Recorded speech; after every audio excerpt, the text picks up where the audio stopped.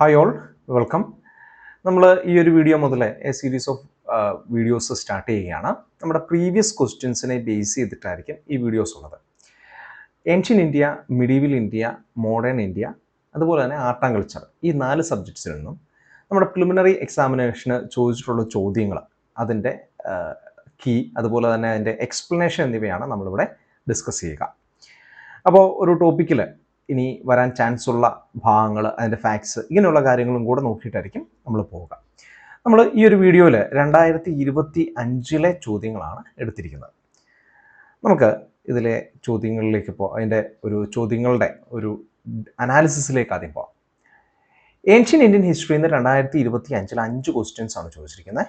Medieval ഇന്ത്യയിൽ നിന്ന് 1 ക്വസ്റ്റ്യനും, ആർട്ട് ആൻഡ് കൾച്ചറിൽ നിന്ന് 2 ക്വസ്റ്റ്യൻസും, മോഡേൺ ഇന്ത്യൻ ഹിസ്റ്ററിയിൽ നിന്ന് 8 ക്വസ്റ്റ്യൻസും ആണ് ചോദിച്ചിരിക്കുന്നത്. നമുക്ക് നോക്കിയാൽ അറിയാം, 8 16 ക്വസ്റ്റ്യൻസ് ഉണ്ട്. ഈ 16 ക്വസ്റ്റ്യൻസ് എന്ന് പറയുമ്പോഴത്തേക്ക് നമുക്ക് 32 മാർക്കാണ് അതിനകത്തുനിന്ന് കിട്ടുന്നത്. 32 മാർക്ക് എന്ന് പറയുന്നത് ചെറിയ മാർക്കല്ല. അതുകൊണ്ട് തന്നെ നമുക്ക് ഈ ഒരു പാറ്റേൺ മേ ബി ഈ വർഷവും ചിലപ്പോൾ തുടർന്നേക്കാം. എന്തായാലും മോഡേൺ ഇന്ത്യൻ ഹിസ്റ്ററിയിൽ നിന്ന് 8 ചോദ്യങ്ങൾ വന്നിട്ടുണ്ട്. അത് വളരെ ഇമ്പോർട്ടൻ്റ് ആയിട്ട് നമ്മൾ നോട്ട് ചെയ്യേണ്ട ഒരു കാര്യമാണ്. ഏൻഷ്യൻ ഇന്ത്യൻ ഹിസ്റ്ററിയിൽ നിന്ന് 5 ചോദ്യങ്ങളും വന്നിട്ടുണ്ട്. നമുക്കെന്തായാലും ഈ ക്വസ്റ്റ്യൻസിൻ്റെ ഡിഫിക്കൽറ്റി ഒന്ന് നോക്കിക്കഴിഞ്ഞാൽ, നമ്മളുടെ മൊത്തം 2025 ക്വസ്റ്റ്യൻസിന് ഏകദേശം ഒരു തുല്യതയായിട്ടാണ് നമ്മളുടെ ആ ഒരു ഡിഫിക്കൽറ്റി ലെവൽ പോകുന്നത്. വളരെ ഈസി ആയിട്ടുള്ള ക്വസ്റ്റ്യൻസ് 33%, മോഡറേറ്റ് ആയിട്ടുള്ള ഒരു ഇടയ്ക്ക് നിൽക്കുന്ന രീതിയിലുള്ള ക്വസ്റ്റ്യൻസ് 35%, വളരെ ബുദ്ധിമുട്ടേറിയ ചോദ്യങ്ങൾ ഏതാണ്ട് 32% എന്ന് പറയുമ്പോഴത്തേക്ക് ഏതാണ്ട് ഈക്വലൈസ് ചെയ്യുന്ന രീതിയിൽ തന്നെയാണ്.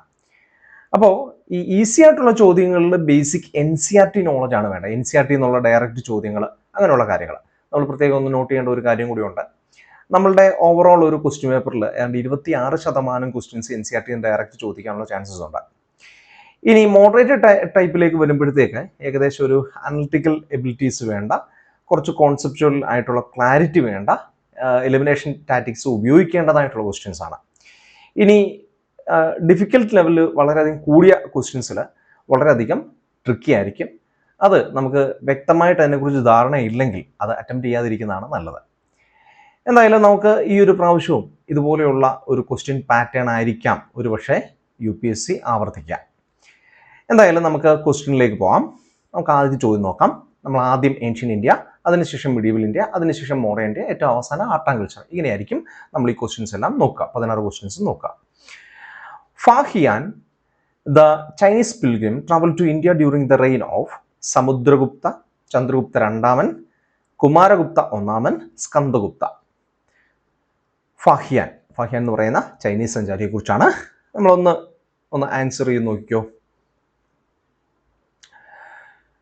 ഓക്കെ, നിങ്ങളൊന്ന് ആൻസർ ചെയ്തിട്ടുണ്ടെങ്കിൽ നമുക്ക് ഉത്തരത്തിലേക്ക് പോകാം. ചന്ദ്രഗുപ്ത രണ്ടാമനാണ്. നമുക്ക് വളരെ സിമ്പിളായിട്ടുള്ള NCERT ലെവൽ ക്വസ്റ്റ്യൻ ആണിത്. നമുക്ക് 3 പ്രധാനപ്പെട്ട ചൈനീസ് സഞ്ചാരികളെ കുറിച്ച് NCERT പറഞ്ഞിട്ടുണ്ട്. 1 ഫാഹിയാൻ, 2 ഹ്യുവൻസാങ്, 3 ഈച്ചിങ്. ഫാഹിയാന്റെ കാലഘട്ടം ഗുപ്ത കാലഘട്ടവും, ഹ്യുവൻസാങ്ങിന്റെ കാലഘട്ടം ഹർഷവർദ്ധനയുടെ കാലഘട്ടവും, ഹർഷവർദ്ധനയ്ക്ക് ശേഷം ഒരു 50 വർഷത്തിന് ശേഷമാണ് ഈച്ചിങ് വരികയും ചെയ്യുന്നത്. ഇതിൽ ഫാഹിയാന്റെ കുറച്ച് കാര്യങ്ങൾ നമ്മൾ വിശദമായിട്ട് നമ്മുടെ RS ശർമ്മയിലും അതുപോലെ തന്നെ ഏൻഷ്യൻ ഇന്ത്യയുടെ NCERT ടെക്സ്റ്റുകളിലും ഒക്കെ നമ്മൾ വായിക്കുന്നതാണ്.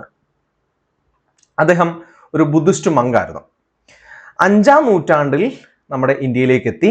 ഇന്ത്യയിൽ ഗുപ്ത സാമ്രാജ്യത്തിലെ ചക്രവർത്തിയായ ചന്ദ്രഗുപ്ത രണ്ടാമന്റെ കാലഘട്ടത്തിൽ അദ്ദേഹം ഇന്ത്യ സന്ദർശിച്ചു.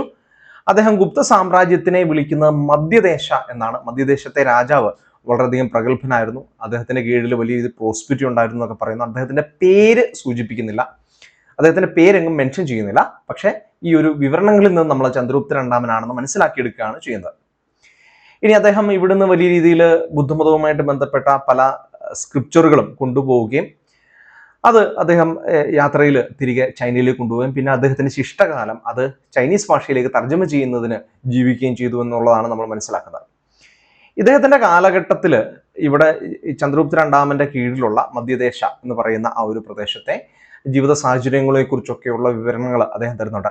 ഏറ്റവും പ്രധാനമായി ചില കാര്യങ്ങൾ നമുക്കൊന്ന് പരിശോധിക്കാം. അതായത് ഫാഹിയാനുമായിട്ട് ബന്ധപ്പെട്ട് ഇനി ചോദിക്കുകയാണെങ്കിൽ നമുക്ക് ചോദിക്കാൻ ചാൻസ് ഉള്ള കുറച്ച് കാര്യങ്ങൾ നോക്കാം. ഇതിനകത്ത് സ്ലൈഡിലുള്ള കാര്യവും സ്ലൈഡില്ലാത്ത കാര്യവും നോക്കാം. ഇനി നിങ്ങൾക്ക് ഈ സ്ലൈഡ് അതിൻ്റെ PDF നമുക്ക് ഞാനൊരു ലിങ്ക് തന്നേക്കാം. അത് നിങ്ങൾ ക്ലിക്ക് ചെയ്ത് കഴിഞ്ഞാൽ ടെലഗ്രാം ചാനലിലേക്ക് പോകും. അവിടെ നിന്ന് നിങ്ങൾക്ക് ഡൗൺലോഡ് ചെയ്യാൻ പറ്റും. എന്തായാലും ഞാൻ ഇല്ലാത്ത കാര്യങ്ങളും കൂടെ ഞാനൊന്ന് പറഞ്ഞേക്കാം. അതും കൂടെ വേണമെങ്കിൽ നോട്ട് ചെയ്ത് കഴിഞ്ഞാൽ വളരെ നന്നായിരിക്കും. ഫൊയൂക്കി എന്നുള്ളതാണ് അദ്ദേഹത്തിൻ്റെ പുസ്തകത്തിൻ്റെ പേര്, ഫൊയൂക്കി. ഈ ഫൊയൂക്കി എന്ന് പറയുന്ന പുസ്തകത്തിലാണ് അദ്ദേഹം ഈ ഒരു വിവരണങ്ങൾ കൊടുക്കുന്നത്. ഇതിൽ അദ്ദേഹം മധ്യദേശത്തെക്കുറിച്ച് പറയുന്നത് അവിടെ ബ്രാഹ്മണിക്കലായിട്ടുള്ള ഒരു മതത്തിന് കൂടുതൽ പ്രാധാന്യം ഉണ്ടായിരുന്നു, എന്നാൽ ബുദ്ധമതവും അവിടെ വളർന്നിരുന്നു എന്നുള്ളതാണ്. ഇനി ഇവിടെ ഉണ്ടായിരുന്ന ജുഡീഷ്യൽ സിസ്റ്റത്തെ കുറിച്ച് അദ്ദേഹം പറയുന്ന പ്രധാനപ്പെട്ട ഒരു പരാമർശം, നമുക്ക് പലപ്പോഴും ചോദ്യങ്ങൾ വരുന്നുണ്ട്, ഇവിടെ ഡെത്ത് പെനാൽറ്റി, ക്യാപിറ്റൽ പണിഷ്മെന്റ് ഇല്ലായിരുന്നു എന്നുള്ളതാണ്. അപ്പോൾ ഒരു എന്താ പറയുന്നേ, അത് വളരെ ഇമ്പോർട്ടൻ്റ് ആയിട്ട് നോക്കണം. മറിച്ച് കൂടുതലും ഫൈൻസ് ആയിരുന്നു, ഫൈൻ അടയ്ക്കുന്ന ഒരു രീതിയായിരുന്നു. അതേപോലെ തന്നെ പൗരന്മാർക്ക് സ്വതന്ത്രമായി സഞ്ചാര സ്വാതന്ത്ര്യം അവിടെ നിലനിന്നിരുന്നു. വലിയ രീതിയിലുള്ള ഒരു സുരക്ഷിതത്വ ബോധം ജനങ്ങൾക്കുണ്ടായിരുന്നു. പല ജനങ്ങൾ അവരുടെ വീടിൻ്റെ ഒരു പൂട്ടുപോലും ഇടേണ്ട ആവശ്യമില്ലായിരുന്നു. കാരണം അതുപോലെ തന്നെ ഈ റോബേഴ്സ് എന്ന് പറയുന്ന, അല്ലെങ്കിൽ കൊള്ളക്കാര് അല്ല കള്ളന്മാര് എന്നൊക്കെ പറയുന്നവർ വളരെയധികം കുറവായിരുന്നു. അത്രയും നല്ല ഒരു ഭരണമായിരുന്നു എന്ന് പറയുന്നു. പൊതുവെ വെജിറ്റേറിയനിസം പ്രാക്ടീസ് ചെയ്തിരുന്നു എന്ന് പറയാം. നമ്മൾ നോക്കുമ്പോഴത്തേക്ക് മഗധ എന്ന് പറയുന്നത് മധ്യദേശ മഗധ എന്ന് പറയും, മിഡിൽ കൺട്രി. അവിടെ ജനങ്ങൾ വളരെ റെസ്പെക്റ്റബിൾ ആയിട്ടുള്ള എലീറ്റ് ക്ലാസ്സിൽപ്പെട്ട ആൾക്കാർ കൂടുതലും വെജിറ്റേറിയൻ ആയിരുന്നു. അവര് മാംസം, ഒനിയൻസ്, ഗാർലിക്, വൈൻ, അതായത് മദ്യം തുടങ്ങുന്ന കാര്യങ്ങളെ അബ്സ്റ്റെയിൻ ചെയ്തിരുന്നു. ഇനി നമ്മൾ നോക്കുമ്പോഴത്തേക്ക് ചണ്ടാലാസ് എന്ന് പറയുന്ന ഒരു ഗ്രൂപ്പിനെ കുറിച്ച് പറയുന്നുണ്ട്. അത് പ്രത്യേകം നമ്മളൊന്ന് നോട്ട് ചെയ്യേണ്ടതാണ്. നമ്മളുടെ ഈ ഒരു ഹിസ്റ്റോറിക്കൽ റെക്കോർഡ്സിൽ തന്നെ വളരെ ഇമ്പോർട്ടൻ്റ് ആയിട്ട് ചണ്ടാലാസ് എന്ന് പറയുന്ന ഔട്ട്കാസ്റ്റ് വിഭാഗത്തിൽപ്പെട്ടവരെ കുറിച്ച് പരാമർശിക്കുന്ന ഒരു പ്രധാനപ്പെട്ട സഞ്ചാരകൃതിയാണ് ഫാഹിയാന്റെ ഫൊയൂക്കി എന്ന് പറയുന്നത്. ഇതിൽ ഇവർക്ക് നഗരങ്ങൾക്കുള്ളിൽ പ്രവേശിച്ചു കഴിഞ്ഞാൽ ഒരു ശബ്ദം ഉണ്ടാക്കിക്കൊണ്ട് നടക്കേണ്ടതായിട്ട് വരും. ഇവരുടെ അടുത്തേക്ക് ആർക്കും പോകാൻ വേണ്ടിയിട്ടുള്ള അനുവാദമില്ല. ഇവർ ഗ്രാമങ്ങൾക്ക് വെളിയിലാണ് ജീവിച്ചിരുന്നത്. ശവശരീരങ്ങൾ അടക്കുക, മറ്റ് സ്കാവെഞ്ചിങ് തുടങ്ങുന്ന കാര്യങ്ങളാണ് ഇവരുടെ ഒരു ചുമതലയായിട്ട് പറയുന്നത്. ഇവർക്ക് നല്ല ഉപകരണങ്ങൾ ഉണ്ടാക്കാനോ നല്ല വസ്ത്രങ്ങൾ ധരിക്കാനുള്ള അവകാശം ഉണ്ടായിരുന്നില്ല. ഇങ്ങനെ കുറച്ച് കാര്യങ്ങൾ ഇതിനകത്ത് പറയുന്നു. അവർ വേട്ടയാടി മൃഗങ്ങളെ ഭക്ഷിച്ചിരുന്നതായിട്ടൊക്കെ പറയുന്നുണ്ട്. അപ്പൊ അതൊന്ന് പ്രത്യേകം ഒന്ന് നോട്ട് ചെയ്യണം. അപ്പൊ ഇത്തരം കാര്യങ്ങൾ. അതോടൊപ്പം തന്നെ ഇവിടെ ഉണ്ടായിരുന്ന നികുതി വ്യവസ്ഥയെക്കുറിച്ച് പറയുന്നുണ്ട്. ഭാഗ എന്നാണ് നമ്മളുടെ സംസ്കൃത ഭാഷയിൽ നമ്മൾ വിളിക്കുന്ന ഭാഗ, BHAGHA, ഭാഗ എന്ന് പറയുന്നത് 1/6 ആണ്, അതായത് 1/6. അത് നമുക്ക് പല കൃതികളിലും പല രേഖകളിലും നമുക്ക് ഇന്ത്യയിൽ നിന്ന് ലഭിച്ചിട്ടുള്ള രേഖകളിലും ഒക്കെ കാണാം. ഭാഗ എന്ന് പറയുന്നത് ജനറലി ഏൻഷ്യൻ ഇന്ത്യയിൽ 1/6 ആയിരുന്നു. അതായത് നമ്മുടെ അഗ്രികൾച്ചർ പ്രോഡക്ട്സിന്റെ 1/6. ഇനി നമ്മൾ നോക്കുമ്പോഴത്തേക്ക് ഇവിടെ പാടലിപുത്ര എന്ന് പറയുന്ന പ്രസിദ്ധമായ സിറ്റി കാണാം. ഗുപ്ത സാമ്രാജ്യത്തിന്റെ ഒരു ക്യാപിറ്റൽ സിറ്റിയാണ്. നമുക്കറിയാം പുരാതന കാലത്ത് BC 3-ാം നൂറ്റാണ്ട് തൊട്ട് അല്ലെങ്കിൽ 4-ാം നൂറ്റാണ്ട് തൊട്ടേ നമ്മുടെ മഗധയുടെ തലസ്ഥാനമാണ് പാടലിപുത്ര. AD 5-ാം നൂറ്റാണ്ടിലും പാടലിപുത്ര തന്നെയാണ് ഇതിന്റെ ഒരു തലസ്ഥാന നഗരി എന്ന് പറയുന്നത്. അദ്ദേഹം അശോക ചക്രവർത്തിയുടെ കൊട്ടാരം സന്ദർശിക്കുകയും ആ കൊട്ടാരത്തിനെ കുറിച്ചുള്ള വിവരണങ്ങൾ നൽകുകയും ചെയ്തിട്ടുണ്ട്. ഇത്രയും കാര്യങ്ങൾ നമ്മളൊന്ന് പ്രധാനമായിട്ട് നോക്കണം. ഇനി ഇവിടെ ഈ പാടലിപുത്രവുമായിട്ട് ബന്ധപ്പെട്ട് ഈ റെസ്റ്റ് ഹൗസുകൾ, ധർമ്മശാലകളും അതുപോലെ തന്നെ ഗവൺമെന്റ് വക ഫ്രീ ഹോസ്പിറ്റലുകളും ഉള്ളതിനെ കുറിച്ച് അദ്ദേഹം പരാമർശിക്കുന്നുണ്ട്. ഇത്രയും കാര്യങ്ങൾ നമ്മൾ നോക്കണം. ഇനി നമ്മൾ നോക്കുമ്പോഴത്തേക്ക് അദ്ദേഹം ബുദ്ധന്റെ ജന്മസ്ഥലമായ ലുംബിനി, അതേപോലെ തന്നെ ബോധഗയ ഒക്കെ സന്ദർശിക്കുന്നതായിട്ട് നമുക്ക് കാണാം. അതുപോലെ തന്നെ ബുദ്ധമതവും ഹിന്ദുമതവും കൂടെ ഒരുമിച്ച് ഒരേ സ്ഥലത്ത് തന്നെ ജീവിക്കുന്നു. മധ്യദേശ എന്ന് പറയുന്ന സ്ഥലത്ത് ബ്രാഹ്മണിക്കൽ റിലീജിയന് കൂടുതൽ പ്രാധാന്യം ലഭിക്കുന്നതായിട്ട് നമുക്ക് കാണാം. ബുദ്ധന്റെയും ഹിന്ദു ഡയറ്റീസിന്റെയും ഐഡൽസ് വെച്ചുകൊണ്ടുള്ള വലിയ ചാരിയറ്റ് പ്രോസഷൻസ് ഉള്ളതായിട്ടും അദ്ദേഹം പറയുന്നുണ്ട്. ഇനി അദ്ദേഹം തിരികെ ഇന്ത്യയിലേക്ക് വരുന്ന അദ്ദേഹം സിൽക്ക് റൂട്ടിലൂടെയാണ്. ഗോബി ഡെസേർട്ട് വഴി പാമിർ മൗണ്ടൻസ് കടന്നാണ് അദ്ദേഹം ഇന്ത്യയിലേക്ക് വരുന്നത്. തിരികെ ചൈനയിലേക്ക് പോകുന്നത് നമ്മുടെ ഈ കപ്പൽ മാർഗമാണ്. ശ്രീലങ്ക, ജാവ വഴി അദ്ദേഹം തിരികെ നമ്മളുടെ ഈ പറയുന്ന ചൈനയിലേക്ക് പോകുന്നു. അതിനിടയിൽ അദ്ദേഹത്തിന് ഇന്ത്യയിൽ നിന്ന് ശേഖരിച്ച ഒരുപാട് മാനുസ്ക്രിപ്റ്റ്സ് നഷ്ടപ്പെട്ടു പോകുന്നതായിട്ടും ഒക്കെ പറയുന്നുണ്ട്. ഇതൊക്കെ നമ്മുടെ NCERT ഒക്കെ വളരെ വിശദമായിട്ട് പറയുന്നതാണ്. നമുക്കിനി അടുത്ത ചോദ്യത്തിലേക്ക് ഒന്ന് പോകാം. നമ്മുടെ അടുത്ത ചോദ്യം എന്ന് പറയുന്നത് ഒരു മാച്ചിങ് പെയർ ആയിട്ടുള്ള ഒരു ക്വസ്റ്റ്യൻ ആണ്. ഇവിടെ 2 ടേബിൾ തന്നിട്ടുണ്ട്, ടെറിട്ടോറിയൽ റീജിയണും അതുപോലെ തന്നെ റിവർ ഫ്ലോയിങ് ഇൻ ദ റീജിയണും. നമുക്ക് ക്വസ്റ്റ്യൻ നോക്കാം. With reference to ancient India consider the following pairs. Ancient India എന്ന് പറയുന്ന ടൈം ലൈന് BC 6-ാം നൂറ്റാണ്ടും BC 4-ാം നൂറ്റാണ്ടിനും ഇടയിലുള്ള 600-322 എന്ന് പറയുന്ന ഒരു കാലഘട്ടമാണ്. നോക്കാം. അശ്മാക ഗോദാവരി, കംബോജ വിബസ്, അവന്തി മഹാനദി, കോശല സരയു. ഈ ടെറിട്ടോറിയൽ റീജിയനിലൂടെ പുരാതന കാലത്ത് ഒഴുകിയിരുന്ന നദികളെ കുറിച്ചാണ് പറഞ്ഞിരിക്കുന്നത്. How many of the pairs given above are correctly matched? Only 1, only 2, only 3, all the 4. അപ്പോൾ ഇത് ഇച്ചിരി പ്രശ്നമാണ്. ഹൗ മെനി എന്ന് പറയുമ്പോഴത്തേക്കെ നമ്മളൊന്ന് നോക്കിയോ, ഒന്ന് ആലോചിച്ചിട്ടൊന്ന് ആൻസർ ചെയ്യാൻ നമുക്ക്. ഓക്കെ, നിങ്ങളൊന്ന് ആൻസർ ചെയ്യാൻ നോക്കാം. ശരി, നിങ്ങൾക്ക് ഇനി ടൈം കൂടുതൽ വേണമെങ്കിൽ നിങ്ങളൊന്ന് പോസ് ചെയ്തിട്ട് ആൻസർ ചെയ്യുക. നമുക്ക് എന്തായാലും ആൻസറിലേക്ക് പോകാം. ഓൺലി 2 ആണ്, 2 പേഴ്സ് മാത്രമാണ് കറക്റ്റ്ലി മാച്ച്ഡ് ആയിട്ടുള്ളത്. അപ്പോൾ ഇത് എങ്ങനെയാണ് ആൻസർ ചെയ്യേണ്ടത്? അപ്പോൾ ഇത് നമ്മളൊന്ന് വെറുതെ ടെറിട്ടോറിയൽ റീജിയൻ നല്ല ചോദിച്ചിരിക്കുന്നത്. ഈ ഓരോ ചോദിക്കുന്ന പേരുകളും നമ്മുടെ മഹാജനപദങ്ങളുടെ പേരാണ്. അതെങ്ങനെ നമുക്ക് മനസ്സിലാക്കാം? നമ്മൾ ഈ ടൈം പീരീഡ് എടുത്തേ. BC 600, BC 322 എന്ന് പറയുന്ന അയണേജ് കാലഘട്ടമാണ്. ഉത്തരേന്ത്യയെ സംബന്ധിച്ച് അയണേജ് കാലഘട്ടം. നമ്മുടെ ദക്ഷിണേന്ത്യയെ സംബന്ധിച്ച് ഇത് BC 400 മുതൽ സംഘം കാലഘട്ടം ആരംഭിച്ചു. അപ്പം ഇങ്ങനെ വേണം നമ്മൾ മനസ്സിലാക്കാൻ വേണ്ടി. അപ്പോൾ നോർത്ത് ഇന്ത്യയിൽ ഇത് ഒരു ഒരു അയണേജ് കാലഘട്ടമാണ്. ഈ അയണേജ് കാലഘട്ടം എന്ന് പറയുന്നത് സെക്കൻഡ് അർബനൈസേഷൻ പീരീഡ് ആണ്. ഈ കാലഘട്ടത്തിലാണ് 16 മഹാജനപദങ്ങളുള്ളത്. അപ്പോൾ ഇത് ഏതൊക്കെ രാജ്യങ്ങളായിരിക്കും? മഹാജനപദങ്ങളാണ്. ഈ മഹാജനപദങ്ങളുമായിട്ട് ബന്ധപ്പെട്ട് അതിൽ കൂടെ ഒഴുകുന്ന നദികളെ കുറിച്ചാണ് ചോദിച്ചിരിക്കുന്നത്. നമ്മളിത് പഠിക്കാൻ വേണ്ടിയിട്ട് NCERT-യിലുള്ള നമ്മുടെ മാപ്പ് എടുത്ത് പഠിക്കലാണ് ഏറ്റവും നല്ലത്. നമുക്ക് അശ്മാക നോക്കാം. അശ്മാക എന്ന് പറയുന്നത് നമ്മുടെ ഏറ്റവും സദേൺ റീജിയണിലാണ്. അത് നമുക്ക് പഠിക്കാൻ വേണ്ടി വളരെ എളുപ്പം. അശ്മാക എന്ന് പറയുന്നത് ഗോദാവരിയുടെ നദീതീരത്താണെന്ന് അങ്ങ് ഓർത്ത് വെച്ചാൽ മതി. ഇങ്ങനെയാണ് നമ്മൾ പഠിക്കുന്നത്. നമ്മളെപ്പോഴും നമ്മുടെ മാപ്പ് നോക്കി ആർക്കിയോളജിക്കൽ സൈറ്റുകൾ നോക്കുമ്പോൾ, ഉദാഹരണത്തിന് ഇൻഡസ് വാലി സിവിലൈസേഷൻ പഠിക്കുന്നു, അതിൻ്റെ സൈറ്റുകൾ പഠിക്കുന്നു, അല്ലെങ്കിൽ നമ്മൾ മഹാജനപദങ്ങൾ പഠിക്കുന്നു, നമ്മൾ എന്ത് ചെയ്യണം? ഏറ്റവും നോർത്തിലുള്ളത്, ഏറ്റവും സൗത്തിലുള്ളത്, ഏറ്റവും ഈസ്റ്റിലുള്ളത്, ഏറ്റവും വെസ്റ്റിലുള്ളത്. ഇപ്പം മഹാജനപദങ്ങളുടെ കാര്യം എടുത്തു കഴിഞ്ഞാൽ ഏറ്റവും നോർത്തിലുള്ളത് കംബോജയാണ്, ഏറ്റവും വെസ്റ്റിലുള്ളത് നമ്മുടെ ഗാന്ധാരയാണ്, ഏറ്റവും ഈസ്റ്റിലുള്ളത് അങ്കയാണ്, ഏറ്റവും സൗത്തിലുള്ളത് അശ്മാകയാണ്. അശ്മാക എന്ന് പറയുന്നത് നമ്മുടെ ഈ പറയുന്ന ഈ ഒരു ഗോദാവരിയുടെ തീരത്താണ്. അപ്പോൾ നമ്മൾ നോക്കിയേ, അശ്മാക അത് ഒന്ന് ഓർത്ത് വെച്ചോണം.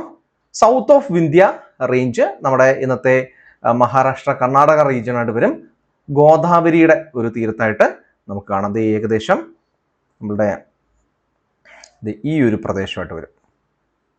ഓക്കെ, അപ്പോൾ ഈ ഗോദാവരി എന്ന് പറയുന്നതിൻ്റെ ഒരു ബൗണ്ടറിയാണ്. അതിനുശേഷം നമ്മുടെ സംഘം ആ ഒരു തമിഴകം റീജിയനാണ്. കംബോജ എന്ന് പറയുന്നത് നോക്കിക്കോണം, നമ്മളെപ്പോഴും നോക്കിക്കോണം, ഞാൻ പറഞ്ഞതുപോലെ തന്നെ ഏറ്റവും നോർത്ത് വെസ്റ്റേൺ റീജിയനാണ്. അവിടെ നമ്മുടെ അഫ്ഗാനിസ്ഥാൻ റീജിയൻ ആണെന്ന് മനസ്സിലാക്കണം. അവിടെയാണ് വിബസ് എന്ന് നോക്കുക. North western region Afghanistan, Pakistan, Tajikistan region. Beas ആണോ? അല്ല, അത് പഞ്ചാബ് പ്രദേശത്താണ് ഈ വിബസ് അല്ലെങ്കിൽ ബിയാസ് എന്ന് പറയുന്നത്. ഈ വിബസ് എന്ന് പറയുന്ന പേര് തന്നെ വേദങ്ങളിലെ പേരാണ്. ബിയാസ് എന്നാണ് അതിൻ്റെ ഒറിജിനൽ പേര്. നമ്മുടെ കംബോജ എന്ന് പറയുന്നത് ഏകദേശം ഇവിടെ ആയിട്ട് വരും. അതിൻ്റെ താഴെയാണ് ബിയാസ് എന്ന് പറയുന്നത്. സോ നമ്മളുടെ ഈ സിന്ധു നദിയെ നമുക്ക് വേണമെങ്കിൽ പറയാം, അല്ലെങ്കിൽ അഫ്ഗാനിസ്ഥാനിലെ ഏതെങ്കിലും നദികൾ പറയാം. അല്ലാതെ നമുക്ക് ഇവിടെ നമ്മളുടെ ബിയാസ് പറയാൻ വേണ്ടി സാധിക്കത്തില്ല. പഞ്ചാബിലാണ് ബിയാസ് ഉള്ളത്. അടുത്തത് അവന്തിയാണ്. അവന്തിയും ഇൻകറക്റ്റ് ആണ്. അവന്തി എന്ന് പറയുന്നത് മധ്യപ്രദേശ് മാൽവാ റീജിയൻ ആണ്.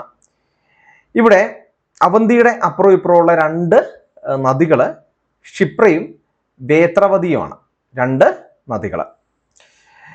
അതേസമയത്ത് മഹാനദി എന്ന് പറയുന്നത് കുറച്ചും കൂടെ കിഴക്ക് ഭാഗത്ത് ഒഡീഷ, ഛത്തീസ്ഗഡ് റീജിയനിലാണ്. അതായത് നമ്മൾ നോക്കുമ്പം അവന്തി എന്ന് പറയുന്നത് ഈ പ്രദേശമായിട്ട് വരും. അവന്തി.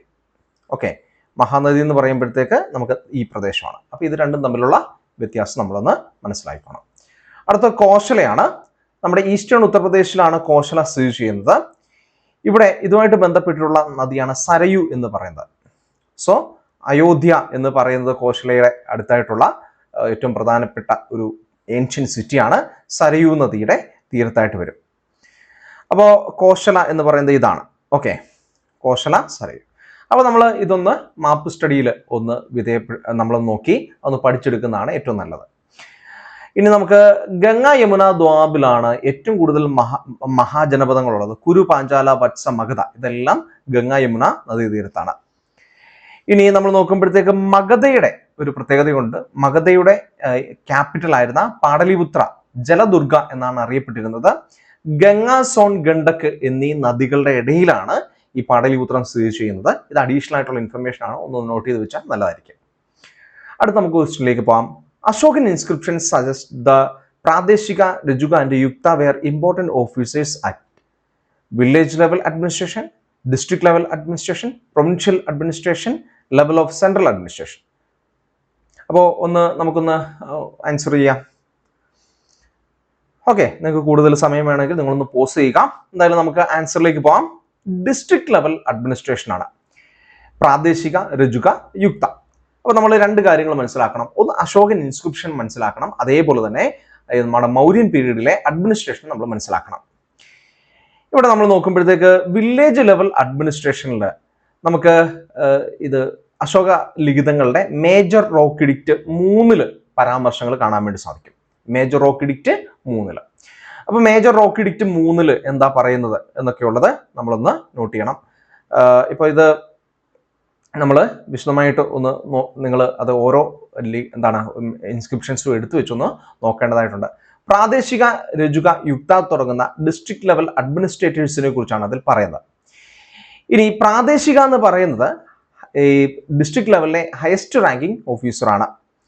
അതേപോലെ തന്നെ നമ്മൾ നോക്കുമ്പോഴത്തേക്ക് രജുക എന്ന് പറയുന്നത് സെൻട്രൽ ഗവൺമെന്റിന്റെയും അതേപോലെ തന്നെ റൂറൽ പോപ്പുലേഷന്റെയും ഇടയിലുള്ള ഒരു മധ്യവർത്തിയായിട്ടുള്ള ഒരു ബ്രിഡ്ജ് എന്നൊക്കെ പറയാവുന്ന രീതിയിലുള്ള ഒരു ഉദ്യോഗസ്ഥനാണ്. നമ്മൾ നോക്കുമ്പോൾ ഈ രജുകയ്ക്ക് അത്യാവശ്യമൊക്കെ ഒരു ജുഡീഷ്യൽ പവേഴ്സ് ഒക്കെ അദ്ദേഹത്തിന്റെ കീഴിലുണ്ടായിരുന്നു. അതേപോലെ തന്നെ റവന്യൂ കളക്ഷൻ, ലാൻഡ് മെഷർമെന്റ് തുടങ്ങുന്ന കാര്യങ്ങളും രജുകയുടെ കീഴിലാണ് നടന്നിരുന്നത്. അപ്പോൾ നമ്മുടെ ജില്ലാ തലങ്ങൾ അല്ലെങ്കിൽ ഡിസ്ട്രിക്ട് ലെവലിലുള്ള ഒരു നീതിന്യായ വ്യവസ്ഥ, ജുഡീഷ്യൽ അഡ്മിനിസ്ട്രേഷൻ, റവന്യൂ അഡ്മിനിസ്ട്രേഷൻ തുടങ്ങുന്നവ രജുകാസ് നോക്കിയിരുന്നു. യുക്ത എന്ന് പറയുന്നത് സബോർഡിനേറ്റ് ഓഫീസേഴ്സ് ആണ്. ഇപ്പൊ ഇവിടെയുള്ള പ്രാദേശിക എന്ന് പറയുന്നത് ഡിസ്ട്രിക്ട് ലെവലിലെ ഗവർണറാണ്. അദ്ദേഹത്തിന്റെ കീഴിൽ ഒരു ജോലി ചെയ്തിരുന്ന ഒരു സെൻട്രൽ ഗവൺമെന്റിന്റെ ഒരു പ്രതിനിധിയാണ് രജുക. ഇവരുടെ കീഴിൽ ജോലി ചെയ്യുന്ന ഒരു സബോർഡിനേറ്റ് ഓഫീസർ ആയിരുന്നു യുക്ത എന്ന് പറയുന്നത്. സെക്രട്ടേറിയറ്റിൽ ആയിട്ടുള്ള വർക്ക്, അതായത് ക്ലറിക്കൽ വർക്കും മറ്റു കാര്യങ്ങളും, ഗവൺമെന്റ് റെക്കോർഡുകൾ കീപ്പ് ചെയ്യുക, ഇതൊക്കെയായിരുന്നു അദ്ദേഹത്തിന്റെ ഒരു ജോലി എന്ന് പറയുന്നത്. ഇവിടെ പ്രാദേശിക, രജുക, യുക്ത എന്നീ 3 ടൈപ്പ് ഡിസ്ട്രിക്ട് ഓഫീസേഴ്സ് എല്ലാ 5 വർഷം കൂടുമ്പോഴും ടൂർ നടത്തണം. അതായത് നമ്മുടെ ആ ഒരു ജില്ലയിൽ മുഴുവനായിട്ട് യാത്ര ചെയ്യണമെന്നും സാധാരണക്കാരായിട്ടുള്ള ജനങ്ങളുടെ ഇടയിൽ പ്രവർത്തിച്ചുകൊണ്ട് അവരുടെ കാര്യങ്ങളൊക്കെ അറിയണമെന്നും നിർദ്ദേശിച്ചിരുന്നു. അതാണ് ഈ മേജർ റോക്ക് എഡിക്റ്റ് 3 പറയുന്നത്. അതേപോലെ തന്നെ ഉജ്ജയിൻ, തക്ഷില എന്നിവയ്ക്ക് വലിയ പ്രാധാന്യമുണ്ട്. അവിടെ 5 വർഷമല്ല 3 വർഷത്തിൽ ഒരിക്കലെങ്കിലും ഈ പറയുന്ന യാത്ര നടത്തിയിരിക്കണം. അപ്പോൾ ഈ ടൂറ് ഇതിൽ ആളുകളുടെ ഒരു ജീവ നിലവാരവും കാര്യങ്ങളൊക്കെ അല്ലെങ്കിൽ ഭരണത്തിന്റെ പ്രശ്നങ്ങളും ഒക്കെ മനസ്സിലാക്കാൻ വേണ്ടി മാത്രമല്ല, അതായത് അശോകന്റെ ദമ്മ പോളിസി അത് ജനങ്ങളെ അറിയിക്കാനും കൂടി ഉള്ളതായിരിക്കണം. അപ്പോൾ അശോകന്റെ ദമ്മ പോളിസി എന്ന് പറയുന്നത് മതപരമായിട്ടൊരു പോളിസി അല്ല, നമുക്കറിയാം. അതൊരു ഒരു കോഡ് ഓഫ് കണ്ടക്ട് ആണ്, സോഷ്യൽ ആൻഡ് എത്തിക്കൽ കോഡാണ്. ഇനി ദമ്മ മഹാമതാസ് എന്ന് പറയുന്ന ഒരു ഉദ്യോഗസ്ഥരെ കുറിച്ച് പലപ്പോഴും നമുക്ക് ഈ അശോക ചക്രവർത്തിയായിട്ട് ബന്ധപ്പെട്ട് അദ്ദേഹത്തിന്റെ ഇൻസ്ക്രിപ്ഷൻസിലൊക്കെ കാണാൻ വേണ്ടി സാധിക്കും. ഇവിടെ പ്രാദേശിക, രജുക, യുക്ത എന്നൊക്കെ പറയുന്ന സെക്യുലർ അഡ്മിനിസ്ട്രേഷൻ ആണ്. അതായത് അവര് ഈ ഒരു ശരിക്കും ഓഫീസേഴ്സ് ആയിരുന്നു. എന്നാൽ ദമ്മ മഹാമതാസ് എന്ന് പറയുന്നത് ധാർമ്മിക വശങ്ങളും ആത്മീയ വശങ്ങളും പ്രചരിപ്പിക്കാൻ വേണ്ടി പ്രത്യേകം നിയോഗിതരായിട്ടുള്ള ഒരു വിഭാഗം ആൾക്കാരാണ്. അപ്പം നമ്മുടെ അശോക ഇൻസ്ക്രിപ്ഷനിൽ പറയുന്ന മറ്റൊരു ഗ്രൂപ്പാണ് ദമ്മ മഹാമതാസ്. അവര് ഈ ധാർമ്മിക വശങ്ങളും ആത്മീയ വശങ്ങളും ജനങ്ങളെ അറിയിക്കാൻ വേണ്ടിയിട്ടും അതുപോലെ തന്നെ ദൂരദേശങ്ങളിലേക്ക് പോയി അത് അറിയിക്കാനൊക്കെ ആയിട്ട് നമ്മൾ അശോകൻ ഇൻസ്ക്രിപ്ഷൻ 13 എടുക്കുമ്പോഴത്തേക്ക് അതിനകത്ത് ഈ ഗ്രീക്ക് മേഖലയിലേക്കൊക്കെ പോയി ഈജിപ്തിലും മാസിഡോണിയയിലും ഒക്കെ ഈ പറയുന്ന കാര്യങ്ങളൊക്കെ പ്രചരിപ്പിക്കുന്ന ദമ്മ മഹാമദാസിനെ കുറിച്ച് കാണാൻ വേണ്ടി സാധിക്കും. അതുപോലെ തന്നെ ശ്രീലങ്കയിലേക്ക് അദ്ദേഹത്തിന്റെ മക്കള്, അതിൽ മകനായ മഹീന്ദ്രനെയും മകളായ സംഘമിത്രയും അയക്കുന്നതായിട്ടൊക്കെ നമുക്ക് കാണാം. ഇവരൊക്കെ ദമ്മ മഹാമദാസ് എന്നുള്ള ലെവലിൽ അവിടെ ചെന്ന് ധാർമ്മികതയും ആത്മീയതയും കുറിച്ച് പഠിപ്പിക്കുന്നു, യുദ്ധത്തിനെതിരായിട്ടുള്ള ആശയങ്ങൾ പറയുകയൊക്കെയാണ് ചെയ്തിരിക്കുന്നത്. ഇനി നമുക്ക് ഈ അശോക ചക്രവർത്തിയുടെ പില്ലറുകൾ ഒന്ന് പഠിച്ചു വെക്കുന്നത് വളരെയധികം നല്ലതായിരിക്കും. നമുക്ക് അത് നമ്മൾ ജസ്റ്റ് ഒന്ന് ഗൂഗിളിലൊക്കെ ഒന്ന് സെർച്ച് ചെയ്താൽ കിട്ടുന്ന കാര്യങ്ങളേ ഉള്ളൂ. നമ്മൾ ഈ പില്ലർ ഈഡിക്റ്റ് എന്ന് പറയുന്നത് 1 തൊട്ട് 7 വരെയാണ്. പില്ലർ ഈഡിക്ട്സ് എന്ന് പറയാം തൂണുകളിൽ കുത്തിയിട്ടുള്ള ശിലാലിഖിതങ്ങൾ 7 എണ്ണമാണ്. Pillar edict 1, pillar edict 2, 3, 4, 5, 6, 7. അപ്പൊ അത് ഓരോ പില്ലർ ഈഡിക്റ്റ് അതും ഓരോന്നും നമ്മളൊന്ന് പഠിച്ചു വെക്കുന്നത് നല്ലതായിരിക്കും. ധർമ്മയെക്കുറിച്ച് പറഞ്ഞിട്ടുള്ള ഏതൊക്കെ, അതേപോലെ തന്നെ ഈ മൃഗങ്ങളെ കൊല്ലരുത്, അങ്ങനെയുള്ള കാര്യങ്ങൾ പറഞ്ഞിരിക്കും. അതൊരു ലിസ്റ്റാക്കി പഠിക്കുന്നത് വളരെയധികം നല്ലതായിരിക്കും, മനപ്പാടമാക്കുന്നതായിരിക്കും ഏറ്റവും നല്ലത്. ഇതേപോലെ തന്നെ 14 മേജർ റോക്ക് ഇൻസ്ക്രിപ്ഷൻസ് ഉണ്ട്. നമുക്ക് സാധാരണ UPSC ചോദിക്കുന്ന ഈ മേജർ റോക്ക് എഡിക്ട്സിൽ നിന്നാണ് നമുക്ക് 3 കാര്യം, മേജർ റോക്ക് എഡിക്റ്റ് 3 കാര്യമാണ് ഇപ്പോൾ പറഞ്ഞിരിക്കുന്നത്. ഇതുകൂടാതെ നമുക്ക് ബാക്കി മൊത്തത്തിൽ 14 ഈ പറയുന്ന ഇൻസ്ക്രിപ്ഷൻസ് ആണ് നമുക്കുള്ളത്. അതിൽ ഓരോന്നും നമ്മൾ എടുത്തു വെച്ച് പഠിക്കുന്നതും അത് കാണാപ്പാഠം പഠിക്കുന്നതും ഒക്കെ വളരെ നല്ലതായിരിക്കും. ഏറ്റവും അവസാനത്തെ പില്ലർ ഈഡിക്റ്റിൽ പറയുന്നത് ഇത് എന്തിനാണ് ഈ ഇൻസ്ക്രിപ്ഷൻസ് സ്ഥാപിക്കുന്നത് എന്നുള്ളതിനെ കുറിച്ച്, ഒരു പർപ്പസിനെ കുറിച്ചാണ് പറയുന്നത്. ബാക്കിയുള്ളതിലൊക്കെ ഈ ദമ്മയെക്കുറിച്ചും അതേപോലെ തന്നെ ദമ്മ മഹാമത്രാസിനെ കുറിച്ച് നമ്മളിപ്പോൾ പറഞ്ഞ് കഴിഞ്ഞ ആൾക്കാരാണ്. ഈ ദമ്മ മഹാമത്രാസ്, അദ്ദേഹത്തിന്റെ മക്കൾ ഉൾപ്പെടെയുള്ളവരെ കുറിച്ചൊക്കെ നമ്മൾ പറഞ്ഞിരുന്നു. അതേപോലെ തന്നെ ബോധഗയയിലേക്കുള്ള യാത്രയെക്കുറിച്ച്, ലോകരാജ്യങ്ങൾ, അതായത് സിറിയ, ഈജിപ്റ്റ്, സിറീൻ, മാസിഡോണിയ, എപ്പിറസ് തുടങ്ങുന്ന പ്രദേശങ്ങളിലേക്ക് അദ്ദേഹം അയച്ച ദമ്മ മഹാമത്രാസിനെ കുറിച്ച്, അവിടെയുള്ള രാജാക്കന്മാരെ കുറിച്ച്, നമ്മുടെ സൗത്ത് ഇന്ത്യൻ രാജാക്കന്മാരെ കുറിച്ച്, പാണ്ഡ്യ, ചോള, കേരളപുത്ര തുടങ്ങുന്ന രാജാക്കന്മാരെ കുറിച്ച്, ഇതൊക്കെ നമുക്ക് ഇതിനകത്ത് കാണാൻ വേണ്ടിയിട്ട് സാധിക്കും. അപ്പൊ ഇതൊക്കെ നമ്മൾ പഠിക്കുന്നത് വളരെ നല്ലതാണ്. ഓക്കെ, അപ്പം ഇതൊന്ന് ലിസ്റ്റാക്കി പഠിക്കാൻ വേണ്ടിയിട്ട് എപ്പോഴും ശ്രമിക്കുക. നമുക്കിനിയും ചോദ്യങ്ങൾ വരാം. അടുത്തത്, who among the following lead A successful military campaign against the kingdom of Srivijaya. അപ്പൊ ശ്രീവിജയ എന്താണെന്ന് നമ്മൾ ആലോചിച്ചോണം. ശ്രീവിജയ എന്ന് പറയുന്നത് ഇന്തോനേഷ്യയാണ്. ഇന്തോനേഷ്യയുടെ പഴയ സംസ്കൃത പേരാണ് ശ്രീവിജയ.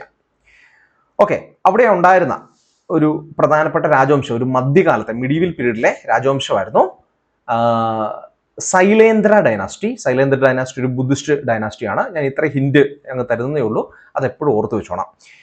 നമുക്ക് 4 ഓപ്ഷൻസ് ഉണ്ട്. അമോഘവർഷ രാഷ്ട്രകൂട സാമ്രാജ്യം, പ്രതാപരുദ്ര കാകാതീയ സാമ്രാജ്യം, രാജേന്ദ്ര 1 ചോള സാമ്രാജ്യം, വിഷ്ണുവർദ്ധന ഹുയ്സാല സാമ്രാജ്യം. ആരാണ് ഈ ഇന്തോനേഷ്യയിലേക്ക് സക്സസ്ഫുൾ ആയിട്ടുള്ള ഒരു മിലിറ്ററി ക്യാമ്പയിൻ നടത്തിയിട്ടുള്ളത്?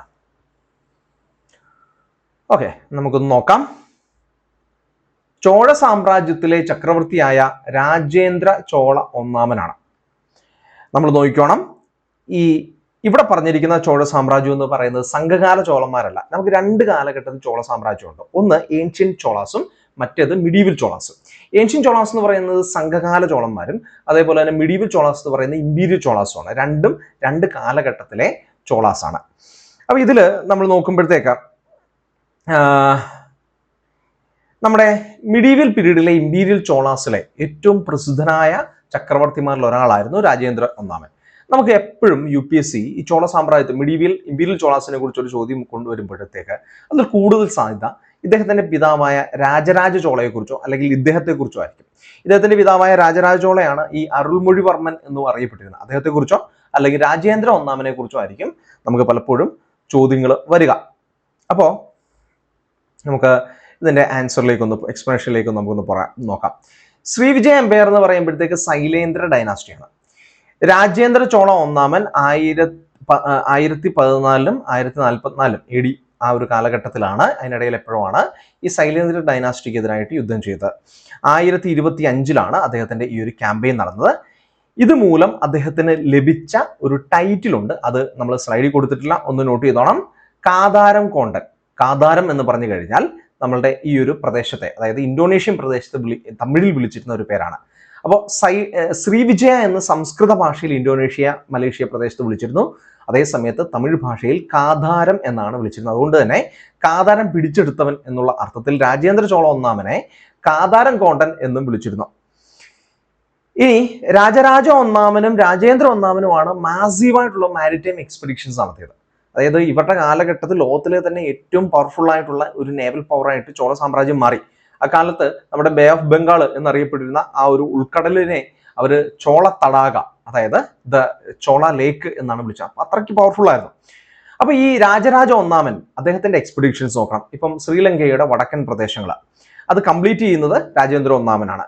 അതേപോലെ മാലിദ്വീപ് പിടിച്ചെടുക്കുന്നത് രാജരാജ ഒന്നാമനാണ്.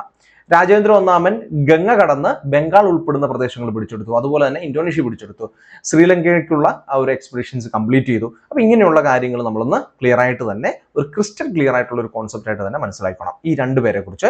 അതുപോലെ തന്നെ ഈ രണ്ടുപേരും പണിതിട്ടുള്ള ക്ഷേത്രങ്ങളെ കുറിച്ചും നമ്മൾ വ്യക്തമായ ഒരു ധാരണ നമുക്കുണ്ടായിരിക്കുന്ന ചോദ്യങ്ങൾക്ക് സാധ്യതയുണ്ട്. അപ്പോൾ ശ്രീവിജയ കിങ്ഡം എന്ന് പറയുന്ന ഒരു തലസോക്രസി ഒരു മാരിടൈം എംപയർ ആയിരുന്നു. അതായത് ഒരു സമുദ്രവുമായിട്ട് ബന്ധപ്പെട്ട ഒരു പവർഫുൾ സാമ്രാജ്യമായിരുന്നു.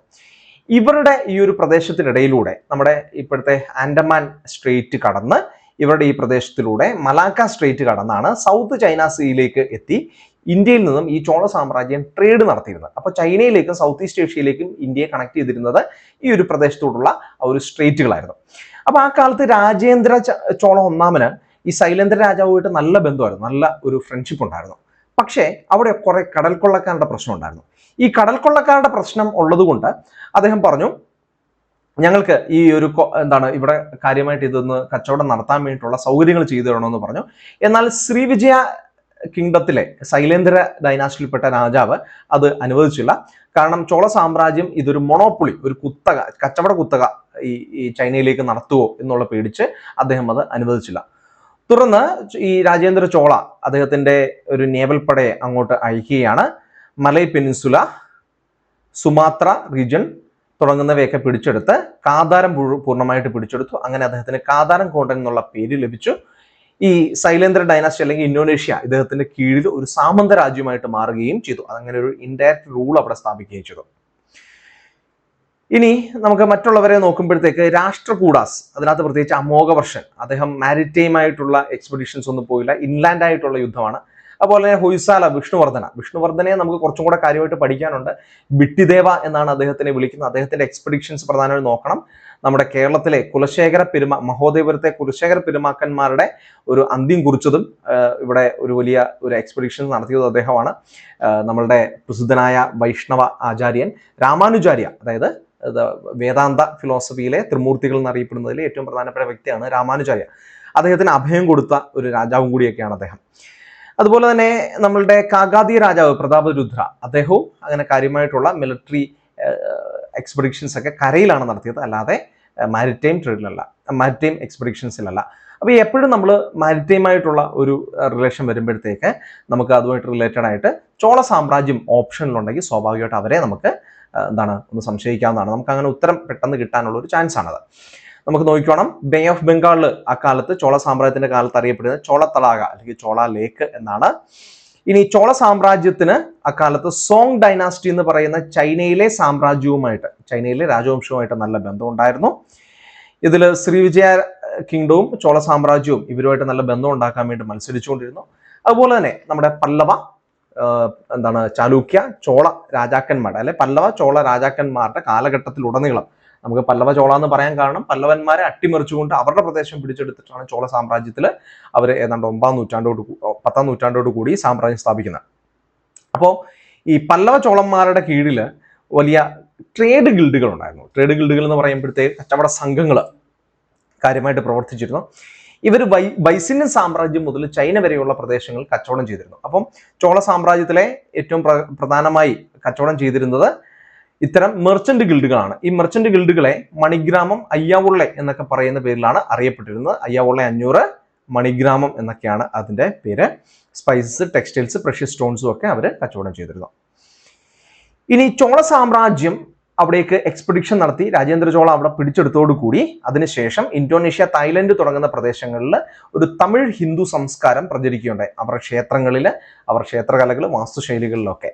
ഇതുകൂടാതെ ശൈവ മതം, ബുദ്ധമതം തുടങ്ങുന്നവ ചോളന്മാരുടെ ഈ ഒരു ഒരു എക്സ്പെഡിഷൻസിലൂടെ അവിടെയൊക്കെ വലിയ രീതിയിൽ പ്രചരിക്കുകയുണ്ടായി. ഇനി നമ്മൾ നോക്കുമ്പോഴത്തേക്ക് ശ്രീവിജയ എന്ന് പറയുന്ന ഇന്തോനേഷ്യൻ പ്രദേശങ്ങളിൽ ഈ ബുദ്ധിസ്റ്റ് വിഹാരങ്ങൾക്ക് വേണ്ടിയിട്ട് ചോള സാമ്രാജ്യത്തിൽ നിന്നും ഡൊണേഷൻസ് അവർ കൊടുക്കുകയൊക്കെ ചെയ്തിട്ടുണ്ട്. ഇനി രാജേന്ദ്ര ചോള ഒന്നാമന്റെ വേറൊരു എക്സ്പെഡിഷൻ ഗംഗ കടന്ന് ബംഗാൾ ഉൾപ്പെടുന്ന പ്രദേശം പിടിച്ചെടുത്തു എന്നുള്ളതാണ്. അതുകൊണ്ട് അദ്ദേഹത്തെ വിളിക്കുന്ന വേറൊരു പേരാണ് ഗംഗൈകൊണ്ട ചോളൻ. ഗംഗൈകൊണ്ട ചോളപുരം എന്ന് പറയുന്ന പേരിൽ ഇതിന്റെ ഒരു ആഘോഷത്തിന് വേണ്ടിയിട്ട് അദ്ദേഹം കാവേരി നദിയുടെ അടുത്തായിട്ട് ഒരു പട്ടണം തന്നെ സ്ഥാപിച്ചു. ആ പട്ടണത്തിൽ ബൃഹദീശ്വര ക്ഷേത്രം എന്ന് പറയുന്ന ഒരു ക്ഷേത്രം അദ്ദേഹം സ്ഥാപിച്ചിട്ടുണ്ട്. അപ്പോൾ അദ്ദേഹത്തിന്റെ പിതാവ് രാജരാജ ചോള ഒരു ബൃഹദീശ്വര ക്ഷേത്രം പണിതിട്ടുണ്ട്. അത് തഞ്ചാവൂരിലാണ്. ഇദ്ദേഹം ഗംഗൈകൊണ്ട ചോളപുരം എന്ന് പറയുന്ന പട്ടണത്തിലാണ്. ആ പട്ടണം തന്നെ പണിതത് അദ്ദേഹത്തിന്റെ ഗംഗ കടന്നുള്ള ഒരു വിക്ടറിയെ ഓർമ്മിപ്പിക്കാൻ വേണ്ടിയിട്ടാണ്. ലിക്വിഡ് പില്ലർ ഓഫ് വിക്ടറി എന്ന് പറയുന്ന ഒരു വലിയ ഒരു തടാകം അല്ലെങ്കിൽ ഒരു റിസർവോയർ പോലത്തെ ഒരു സിസ്റ്റം അവിടെ അദ്ദേഹം സ്ഥാപിച്ചിട്ടുണ്ട്. ഇതിനെയാണ് ചോളഗംഗം എന്ന് വിളിക്കുന്നത്. ഇവിടേക്ക് ഗംഗയിൽ നിന്നും വെള്ളം എത്തിച്ചു എന്നുള്ളതാണ് ഒരു മിത്ത്. ഓക്കെ, അടുത്ത നമ്മുടെ ചോദ്യത്തിലേക്ക് പോകാം. The irrigation device called araghatta was a water bag made of leather pulled over a pulley, a large wheel with earthen pots tied to the outer ends of its box, a large earthen pot driven by bullocks, a large water bucket pulled up by rope directly by hand. നമുക്ക് ആൻസറിലേക്ക് ഒന്ന് പോകാം. അറഗാട്ട. Okay, നിങ്ങൾക്ക് answer ചെയ്യാൻ വേണ്ടി ഇനി സമയം വേണമെങ്കിൽ ഒന്ന് പോസ് ചെയ്താൽ മതി. നമ്മുടെ റൈറ്റ് ആൻസർ എന്ന് പറയുന്നത് ബി ആണ്. A large wheel with earthen pots tied to the outer ends of its box.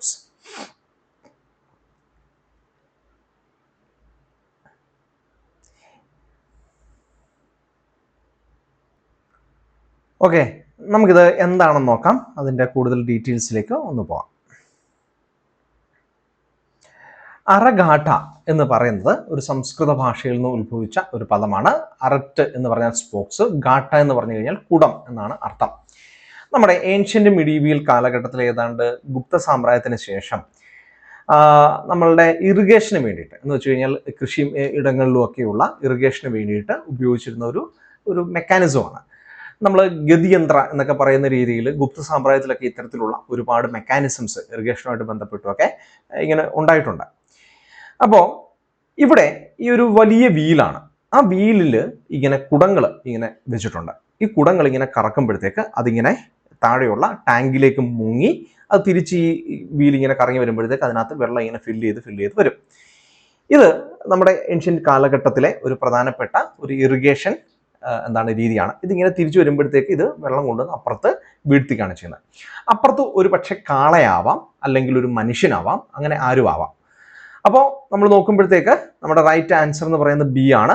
ഇതാണ് നമ്മളുടെ ഒരു സിസ്റ്റം. ഇതിങ്ങനെ കുടം ഇങ്ങനെ ഉള്ളിലേക്ക് കയറി അത് തിരിച്ചു വന്നു കഴിയുമ്പോഴത്തേക്ക് ഈ വെള്ളം ഇപ്പുറത്തോട്ട് വീഴുന്നു. ഇവിടെ ഒന്നെങ്കിൽ ഒരു കാളയെ വെച്ചിട്ട് ഇത് ചിലപ്പോൾ അവർ തിരിക്കും, അല്ലെങ്കിൽ മനുഷ്യർ ഇങ്ങനെ ചവിട്ടി ഇത് തിരിക്കാറുണ്ട്. ഇത് ഇറിഗേഷൻ സിസ്റ്റത്തിന് വേണ്ടിയുള്ളതാണ്. അടുത്ത നമുക്ക് ഒരു ചോദ്യത്തിലേക്ക് പോകാം. Who among the following rulers in ancient India had assumed the titles Mattavilasa, Vichitrachitta and ഗുണഭരത?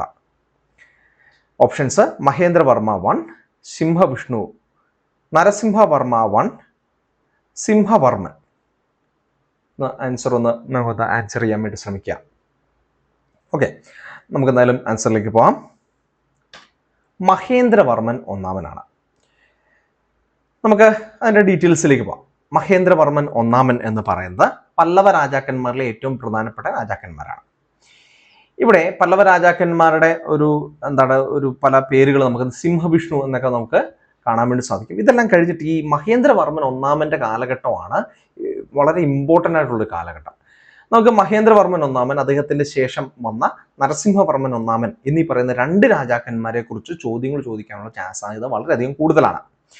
Mahendravarman ഒന്നാമൻ്റെ കാലഘട്ടത്തിലാണ് സൗത്ത് ഇന്ത്യയിൽ ആദ്യമായിട്ട് ഗുഹാക്ഷേത്രങ്ങളുടെ നിർമ്മാണം അല്ലെങ്കിൽ ഒറ്റക്കൽ ക്ഷേത്രങ്ങളുടെ നിർമ്മാണം ആരംഭിക്കുന്നത്. ഏകദേശം ഒരു 7-ാം നൂറ്റാണ്ട്. അപ്പം ഈ സൗത്ത് ഇന്ത്യയിലെ ഏറ്റവും പുരാതനമായ ക്ഷേത്രങ്ങൾ ഇദ്ദേഹത്തിൻ്റെ ഒരു കോൺട്രിബ്യൂഷനാണ്. നമുക്ക് നോർത്ത് ഇന്ത്യയിലേക്ക് പോകുമ്പോഴത്തേക്ക് ഏറ്റവും ഏർലിയസ്റ്റ് ആയിട്ടുള്ള ക്ഷേത്രങ്ങൾ എന്ന് പറയുന്ന 5-ാം നൂറ്റാണ്ടിൽ ഗുപ്ത വഗാതക പീരീഡിലാണ്. സൗത്ത് ഇന്ത്യയിൽ ഇതാണ് നമ്മളുടെ അവസ്ഥ. അദ്ദേഹം ഒരു മിലിറ്ററി ലീഡർ ആയിരുന്നു, അതോടൊപ്പം തന്നെ ഒരു മ്യൂസിഷ്യൻ ആയിരുന്നു, ഡ്രാമാറ്റിസ്റ്റ് ആയിരുന്നു, ആർക്കിടെക്റ്റ് ആയിരുന്നു. അങ്ങനെ ഒരുപാട് ബിരുദാസ്, ടൈറ്റിലുകളുള്ള ഒരു വ്യക്തിയാണ്. ബിരുദ എന്ന് പറഞ്ഞു കഴിഞ്ഞാൽ ടൈറ്റിലുകളുള്ള വ്യക്തിയാണ്. ഇദ്ദേഹത്തിൻ്റെ ഈ ഒരു പല മേഖലകളിലുള്ള കോൺട്രിബ്യൂഷൻസ് കാരണം അദ്ദേഹത്തിന് പല ടൈറ്റിൽസ് ഉണ്ട്. പ്രധാനമായി 6 ടൈറ്റിലുകളുണ്ട്. അതിൽ 3 ടൈറ്റിലുകളാണ് ഇപ്പോൾ ചോദിച്ചിരിക്കുന്നത്. മട്ടവിലാസ, ഫോണ്ട് ഓഫ് പ്ലഷേഴ്സ്, അദ്ദേഹത്തിന്റെ കലാപരമായ ഒരു പല മേഖലയുടെ ഒരു കോൺട്രിബ്യൂഷൻ കാരണമാണ് അദ്ദേഹത്തിന് അങ്ങനെ ഒരു പേര് കിട്ടുന്നത്. ചിത്രകാരപ്പുലി, ടൈഗർ അമൗണ്ട് പെയിന്റിങ്സ്, വളരെ ഇമ്പോർട്ടൻ്റ് ആണ്. അദ്ദേഹത്തിന്റെ കാലഘട്ടത്തിലെ പല ക്ഷേത്രങ്ങളിലും സൗത്ത് ഇന്ത്യയിലെ ഏറ്റവും പുരാതനമായ മ്യൂറൽ പെയിന്റിങ്സ് നമുക്ക് കാണാം. അജാന്ത പെയിന്റിങ്സ് കഴിഞ്ഞാൽ പിന്നെ ഏറ്റവും പുരാതനമായ ഈ മ്യൂറൽ പെയിന്റിങ്സ് ഇദ്ദേഹത്തിന്റെ കാലഘട്ടത്തിൽ ഇദ്ദേഹത്തിന്റെ ക്ഷേത്രങ്ങളിലാണ്. ലളിതാംകുര, ചാമിങ് ഓഫ്സ്പ്രിങ്, ഗുണഭാര, ബ്രുച്ചസ്, ചട്ടകാരി എന്ന് പറഞ്ഞാൽ ചൈത്യകാരി എന്നുള്ള അർത്ഥം കൂടിയുണ്ട്. ടെമ്പിൾ ബിൽഡർ എന്നാണ് അതിന്റെ അർത്ഥം. ചൈത്യം എന്ന് പറഞ്ഞാൽ ക്ഷേത്രം എന്നാണ് അർത്ഥം. അപ്പോൾ സൗത്ത് ഇന്ത്യയിൽ ഇദ്ദേഹത്തിന്റെ ക്ഷേത്രങ്ങൾക്ക് ഒരു പ്രത്യേകതയുണ്ട്, ഒരൊറ്റ കല്ലിലാണ് കൊത്തിയിരിക്കുന്നത്. ഇത് പിന്നീട് അദ്ദേഹത്തിന്റെ മകനായ നരസിംഹ ഒന്നാമനും കണ്ടിന്യൂ ചെയ്യുന്നുണ്ട്. നരസിംഹ ഒന്നാമൻ അതിനുശേഷം ഇത് വലിയ ഗ്രാൻഡായിട്ട് പണിത് മഹാബലിപുരം എന്ന് പറയുന്ന ഒരു ക്ഷേത്രം കൂടെ പണിയുന്നുണ്ട്. ബിചിത്രചിത്ത, ക്യൂരിയസ് മൈൻഡഡ്, ഇതൊക്കെ അദ്ദേഹത്തിന്റെ ടൈറ്റിൽസ് ആണ്. ഇനി മഹേന്ദ്രവർമ്മൻ ഒന്നാമന്റെ ക്ഷേത്ര നിർമ്മാണ ശൈലിയാണ് മണ്ഡപ സ്റ്റൈൽ എന്ന് അറിയപ്പെടുന്നത്, അല്ലെങ്കിൽ മഹേന്ദ്ര സ്റ്റൈൽ ടെമ്പിൾസ് എന്നും അത് അറിയപ്പെടുന്നുണ്ട്. മഹേന്ദ്ര സ്റ്റൈൽ ടെമ്പിൾസ് എന്നും അറിയപ്പെടുന്നു. മണ്ഡപ സ്റ്റൈൽ എന്നോ മഹേന്ദ്ര സ്റ്റൈൽ ടെമ്പിൾസ് എന്നോ നമുക്ക് അതിനെ വിളിക്കാം. ഇനി മണ്ഡകപ്പാട്ട് ഇൻസ്ക്രിപ്ഷൻ അദ്ദേഹത്തിന്റെ ഏറ്റവും പ്രധാനപ്പെട്ട ശിലാലിഖിതമാണ്. അദ്ദേഹം ബ്രഹ്മാവ്, വിഷ്ണു, ശിവ തുടങ്ങുന്ന ഡൈറ്റീസിന് ക്ഷേത്രങ്ങൾ നിർമ്മിച്ചു. അതുമായിട്ട് ബന്ധപ്പെട്ട് അദ്ദേഹത്തിന് വിചിത്രചിത്ത എന്നുള്ള ഒരു പേര് ലഭിച്ചു. അദ്ദേഹത്തിന്റെ ഒരു ഇൻസ്ക്രിപ്ഷനിൽ നമുക്കത് വ്യക്തമായിട്ട് കാണാൻ വേണ്ടി സാധിക്കും. മണ്ഡകപ്പാട്ട്, മഹേന്ദ്രവാടി, തിരുച്ചിറപ്പള്ളി എന്ന് പറയുന്ന 3 പ്രദേശങ്ങളിൽ അദ്ദേഹം റോക്കറ്റ് കേവ് ടെമ്പിൾസ് പണിയുകയുണ്ടായി. റോക്കറ്റ് കേവ് ടെമ്പിൾസ് എന്ന് പറഞ്ഞു കഴിഞ്ഞാൽ ഒറ്റക്കൽ ക്ഷേത്രങ്ങളെയാണ് ഉദ്ദേശിക്കുന്നത്. മോണോലിത്തിക് ആയിട്ടുള്ള ഒറ്റക്കല്ലിൽ കൊത്തിയിരിക്കുന്ന ക്ഷേത്രങ്ങൾ. ഇനി ദക്ഷിണ ചിത്ര നമ്മളൊന്ന് നോക്കണം. നമ്മൾ ഈ അദ്ദേഹം ഒരു വിശദീകരിക്കുന്ന ഒരു ചിത്രത്തെ വിശദീകരിക്കുന്ന ഒരു പുസ്തകം എഴുതിയിട്ടുണ്ട്. ദക്ഷിണ ചിത്ര എന്നാണ് ആ ചിത്രത്തിന്റെ വിവരണത്തെ പറയുന്നത്. ഒരു ചിത്രമാണ്, ആ ചിത്രത്തെക്കുറിച്ചുള്ള ഒരു വിവരണവും അതിന്റെ വിശകലനവും അതിന്റെ ഒരു അലങ്കാരവും ഒക്കെയാണ് അതിൽ ഉദ്ദേശിക്കുന്നത്. ഇതാണ് ദക്ഷിണ ചിത്ര എന്നറിയപ്പെടുന്നത്. അത് ആരാണ് എഴുതിയിരിക്കുന്നത്? നമ്മുടെ മഹേന്ദ്രവർമ്മൻ ഒന്നാമനാണ്. ഇനി നമുക്ക് നോക്കുമ്പോഴത്തേക്ക് അദ്ദേഹത്തിന്റെ രാഷ്ട്രീയപരമായ ചരിത്രം നോക്കുമ്പോൾ ചാലൂക്യ രാജാവായ പുലികേശി രണ്ടാമനുമായിട്ട് അദ്ദേഹം യുദ്ധം ചെയ്തു. പുലികേശി രണ്ടാമൻ അദ്ദേഹത്തെ യുദ്ധത്തിൽ തോൽപ്പിക്കുകയും കൊന്നുകളയുകയും ചെയ്തു. അപ്പോൾ ഈ ചാലൂക്യന്മാർ, അതായത് വെസ്റ്റേൺ ചാലൂക്യന്മാരും അതേപോലെ തന്നെ പല്ലവന്മാരും തമ്മിലുള്ള യുദ്ധത്തിന്റെ തുടക്കം എന്ന് പറയുന്നതും അല്ലെങ്കിൽ ബാദാമി ചാലൂക്യന്മാരുമായിട്ടുള്ള യുദ്ധത്തിന്റെ തുടക്കം എന്ന് പറയുന്നത് ഇദ്ദേഹത്തിന്റെ കാലഘട്ടമാണ്. ഈ പറയുന്ന മഹേന്ദ്രവർമ്മൻ ഒന്നാമന്റെ കാലഘട്ടത്തിലാണ്. പിന്നീട് ഇദ്ദേഹത്തിന്റെ മകൻ നരസിംഹവർമ്മൻ ഒന്നാമൻ പ്രതികാരത്തിനായിട്ട് പുലികേശി രണ്ടാമന്റെ ചാലൂക്യ സാമ്രാജ്യം പിടിച്ചെടുക്കുന്നു. ബാദാമി പിടിച്ചെടുത്ത് നമ്മുടെ പുലികേശി രണ്ടാമനെ കൊന്നുകളയും. അപ്പോൾ അദ്ദേഹത്തെ ബാദാമി കോണ്ട, അതായത് നരസിംഹവർമ്മ ഒന്നാമനെ ബാദാമി കോണ്ട എന്ന് വിളിക്കുന്നു. അതുപോലെ തന്നെ തന്റെ പിതാവിന്റെ ഒരു ക്ഷേത്ര നിർമ്മാണ പ്രവർത്തനങ്ങൾ കണ്ടിന്യൂ ചെയ്ത് ഇദ്ദേഹമാണ്. നരസിംഹവർമ്മൻ ഒന്നാമനാണ്. അദ്ദേഹം മഹാബലിപുരം എന്ന് പറയുന്ന വലിയൊരു സിറ്റി തന്നെ സ്ഥാപിക്കുകയും അവിടെ ഒരുപാട് റോക്കറ്റ് ടെമ്പിൾസ് സ്ഥാപിക്കുകയൊക്കെ ചെയ്തു. അത് ഇന്നൊരു യുനെസ്കോ വേൾഡ് ഹെറിറ്റേജ് സൈറ്റ് ആണ്. അതൊക്കെ നോക്കാം. ഇനി അദ്ദേഹം ആദ്യകാലത്ത് ഒരു ജൈന മത ഫോളോവർ ആയിരുന്നു എന്നാണ് നമ്മൾ പറയപ്പെടുന്നത്. പിന്നീട് അദ്ദേഹം ശൈവ മതത്തിലേക്ക് സ്വീകരിക്കുകയും പിന്നീട് പല്ലവ സാമ്രാജ്യവും ചോള സാമ്രാജ്യവും ഈ ശൈവ കോൺസെപ്റ്റുകളിൽ പിന്നീട് മുന്നോട്ട് പോയി എന്നും നമുക്ക് കാണാം. പല ജൈന ക്ഷേത്രങ്ങൾ അദ്ദേഹം ശിവക്ഷേത്രങ്ങളാക്കി മാറ്റി എന്നും നമുക്ക് ഇതിനകത്ത് അദ്ദേഹത്തിന്റെ രചനകളിൽ നിന്നും ഇൻസ്ക്രിപ്ഷൻസിൽ നിന്നും കാണാം. മഹേന്ദ്രവർമ്മൻ ഒന്നാമനെ ഈ ഭക്തി പ്രസ്ഥാനത്തിലെ പല കവികളും വാഴ്ത്തുകയും ചെയ്തിട്ടുണ്ട്. നമുക്കിനി നോക്കാം. Consider the following statements in respect of the non cooperation movement. നമ്മളിനി ഇപ്പം നമ്മളുടെ ഈ ഏൻഷ്യന്റ് ഇന്ത്യ കഴിഞ്ഞു, മിഡീവൽ ഇന്ത്യ കഴിഞ്ഞു, നമുക്കിനി മോഡേൺ ഇന്ത്യയിലേക്ക് പോവുകയാണ്. Consider the following statements in respect to non cooperation movement. നിസ്സഹകരണ പ്രസ്ഥാനവുമായിട്ട് ബന്ധപ്പെട്ടുള്ള ചോദ്യങ്ങളാണ്. The Congress declared the attainment of Swaraj by all legitimate and peaceful means to be its objective. Second statement, it was to be implemented in stages with a civil disobedience and non-payment of taxes for next stage only if Swaraj did not come within a year and the government restore the repression. Which of the 4 statements given above are correct? 1 only, 2 only, both 1 and 2, neither 1 nor 2. അതപ്പോൾ അതിനകത്ത് ഒന്നാമത്തെ statement എന്താ പറയുന്നത്? കോൺഗ്രസ് സ്വരാജ് എന്ന് പറയുന്നത് എന്താ? Self rule. അപ്പോൾ നമുക്ക് 2 കോൺസെപ്റ്റ് ഉണ്ട്, സ്വരാജും ഉണ്ട്, പൂർണ്ണ സ്വരാജും ഉണ്ട്. കോൺഗ്രസ് എപ്പോഴാണ് സ്വരാജ് എന്ന് പറയുന്ന ആശയം സ്വീകരിച്ചത്? അതുമായിട്ട് ബന്ധപ്പെട്ട സമരങ്ങൾ എന്തൊക്കെ? 2, പൂർണ്ണ സ്വരാജ് എപ്പോഴാണ് പ്രഖ്യാപിച്ചത്? പൂർണ്ണ സ്വരാജുമായിട്ട് ബന്ധപ്പെട്ടുള്ള സമരങ്ങളും പ്രക്ഷോഭങ്ങളും എന്തൊക്കെ, ഇതൊക്കെ നമ്മളൊന്ന് പ്രത്യേകം നോക്കണം. സ്വരാജ് എന്ന് പറഞ്ഞ സെൽഫ് റൂൾ ആണ്. അവിടെ ബ്രിട്ടീഷ് സാമ്രാജ്യത്തിന്റെ ഉള്ളിൽ തന്നെ ഒരു ഡൊമീനിയൻ സ്റ്റാറ്റസ് എന്ന് പറഞ്ഞാൽ പുത്രികാ രാജപദവി എന്നൊക്കെ പറയും. നമ്മുടെ ഇന്നത്തെ ന്യൂസിലൻഡും ഓസ്ട്രേലിയയൊക്കെ പോലെ രാജാവിനെ അല്ലെങ്കിൽ രാജ്ഞിയെ അംഗീകരിച്ചുകൊണ്ട് അതിന് കീഴിൽ ഗവർണർ ജനറൽ ആയിട്ട് ഒരു ഇന്ത്യക്കാരൻ ഉൾപ്പെടുന്ന ഒരു സിസ്റ്റമാണ്. അവിടെ ഒരു ജനാധിപത്യ വ്യവസ്ഥ ഉണ്ടാവും, ഒരു പ്രധാനമന്ത്രി ഉണ്ടാവും. പക്ഷേ സ്റ്റിൽ അതൊരു കോമൺവെൽത്തിന്റെ കീഴിലാണ്, ബ്രിട്ടീഷ് കോമൺവെൽത്തിന്റെ കീഴിലാണ്. ഇതാണ് സ്വരാജ് എന്ന് പറയുന്നത്, സെൽഫ് റൂൾ എന്ന് പറയും. അതേസമയത്ത് പൂർണ്ണ സ്വരാജ് എന്ന് പറഞ്ഞാൽ ഇൻഡിപെൻഡൻസ് ആണ്, അതായത് പൂർണ്ണമായ ഒരു ഇൻഡിപെൻഡൻസ്. അപ്പോൾ ഇവിടെ സ്വരാജിനെ കുറിച്ചാണ് ചോദിച്ചിരിക്കുന്നത്. കോൺഗ്രസ് നോൺ കോപ്പറേഷൻ മൂവ്മെന്റുമായിട്ട് ബന്ധപ്പെട്ട് സ്വരാജ് എന്ന് പറയുന്നത് എല്ലാ സമാധാനപരമായ രീതികളിലും നേടിയെടുക്കാൻ വേണ്ടി ശ്രമിച്ചു. രണ്ടാമതായിട്ട് സിവിൽ ഡിസോബീഡിയൻസ് മൂവ്മെന്റ്, അതേപോലെ തന്നെ ടാക്സുകൾ കൊടുക്കാതിരിക്കുക, ഇങ്ങനെയുള്ള കാര്യങ്ങളിലൂടെ സ്റ്റെപ്പ് ബൈ സ്റ്റെപ്പായിട്ട് ഈ സ്വരാജ് നേടിയെടുക്കാൻ വേണ്ടിയിട്ടാണ് അവർ ശ്രമിച്ചത്. ഗവൺമെന്റ് സ്വരാജ് ഒരു വർഷത്തിനുള്ളിൽ തന്നില്ലെങ്കിൽ ഗവൺമെന്റിനെതിരായിട്ടൊരു പ്രക്ഷോഭം എന്നുള്ള നിലയിൽ സ്റ്റെപ്പ് ബൈ സ്റ്റെപ്പായിട്ടാണ്, സ്റ്റേജുകളായിട്ടാണ് ഈ നോൺ കോപ്പറേഷൻ മൂവ്മെന്റ് നടത്തിയിരുന്നത്. ശരിയാണോ? നമുക്ക് ആൻസറിലേക്ക് പോകാം. രണ്ട് സ്റ്റേറ്റ്മെന്റും ശരിയാണ്. നമുക്ക് രണ്ടാമത്തെ സ്റ്റേറ്റ്മെന്റിൽ ഒരു ചെറിയ സംശയം ഉണ്ടാവും, നമുക്ക് നോക്കാം.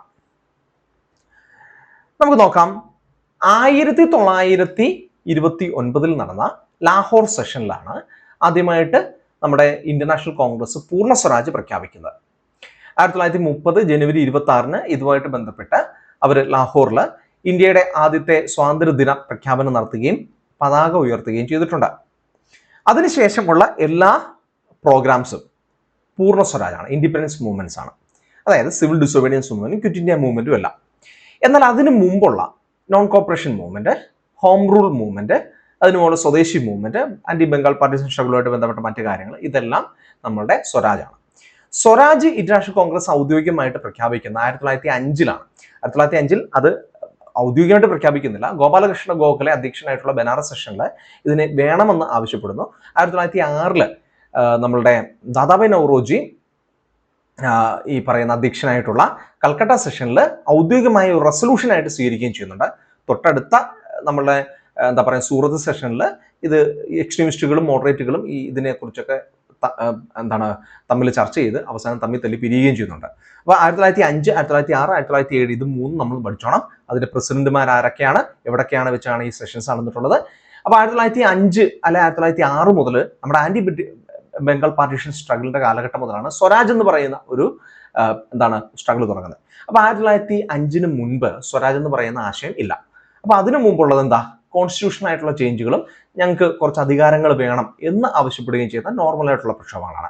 അപ്പോൾ 1905 തൊട്ട് 1929 വരെ സ്വരാജ് പ്രക്ഷോഭങ്ങളും 1929 ലാഹോർ സെഷൻ മുതൽ പിന്നീട് ഇങ്ങോട്ടുള്ള മുഴുവൻ കാലഘട്ടവും പൂർണ്ണ സ്വരാജ് പ്രക്ഷോഭങ്ങളുമാണ് ഇന്ത്യൻ നാഷണൽ കോൺഗ്രസ് നടത്തിയിട്ടുള്ളത്. ഇനി നമുക്ക് എക്സ്പ്ലനേഷനിലേക്ക് പോകാം.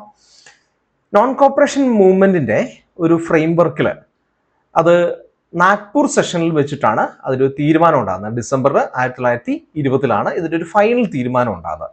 ഇതിനിടയ്ക്ക് കൽക്കട്ടയിൽ ഒരു സ്പെഷ്യൽ സെഷൻ കൂടുന്നുണ്ട്. ബാലഗംഗാധര തിലകൻ അതിൻ്റെ ഇടയിൽ മരിക്കുന്നുണ്ട്. ഇങ്ങനെയുള്ള കാര്യങ്ങളൊക്കെ അവിടെ സംഭവിക്കുന്നുണ്ട്. അതൊക്കെ നോക്കിക്കോണം. തിലക് സ്വരാജ് ഫണ്ട്, ഇതൊക്കെ ഇതുമായിട്ട് ബന്ധപ്പെട്ടുള്ള കാര്യങ്ങളാണ്. ഇവിടെ സ്വരാജ് എന്ന് പറയുന്ന ആശയം പ്രഖ്യാപിച്ചു. വളരെ സമാധാനപൂർണമായി ഗാന്ധിജിയുടെ സത്യാഗ്രഹ ആശയങ്ങളിലൂന്നിയ നിയമപരമായിട്ടുള്ള രീതിയിൽ മാത്രം ഏത് തരത്തിലും നമ്മൾ സ്വരാജ് നേടിയെടുക്കാം.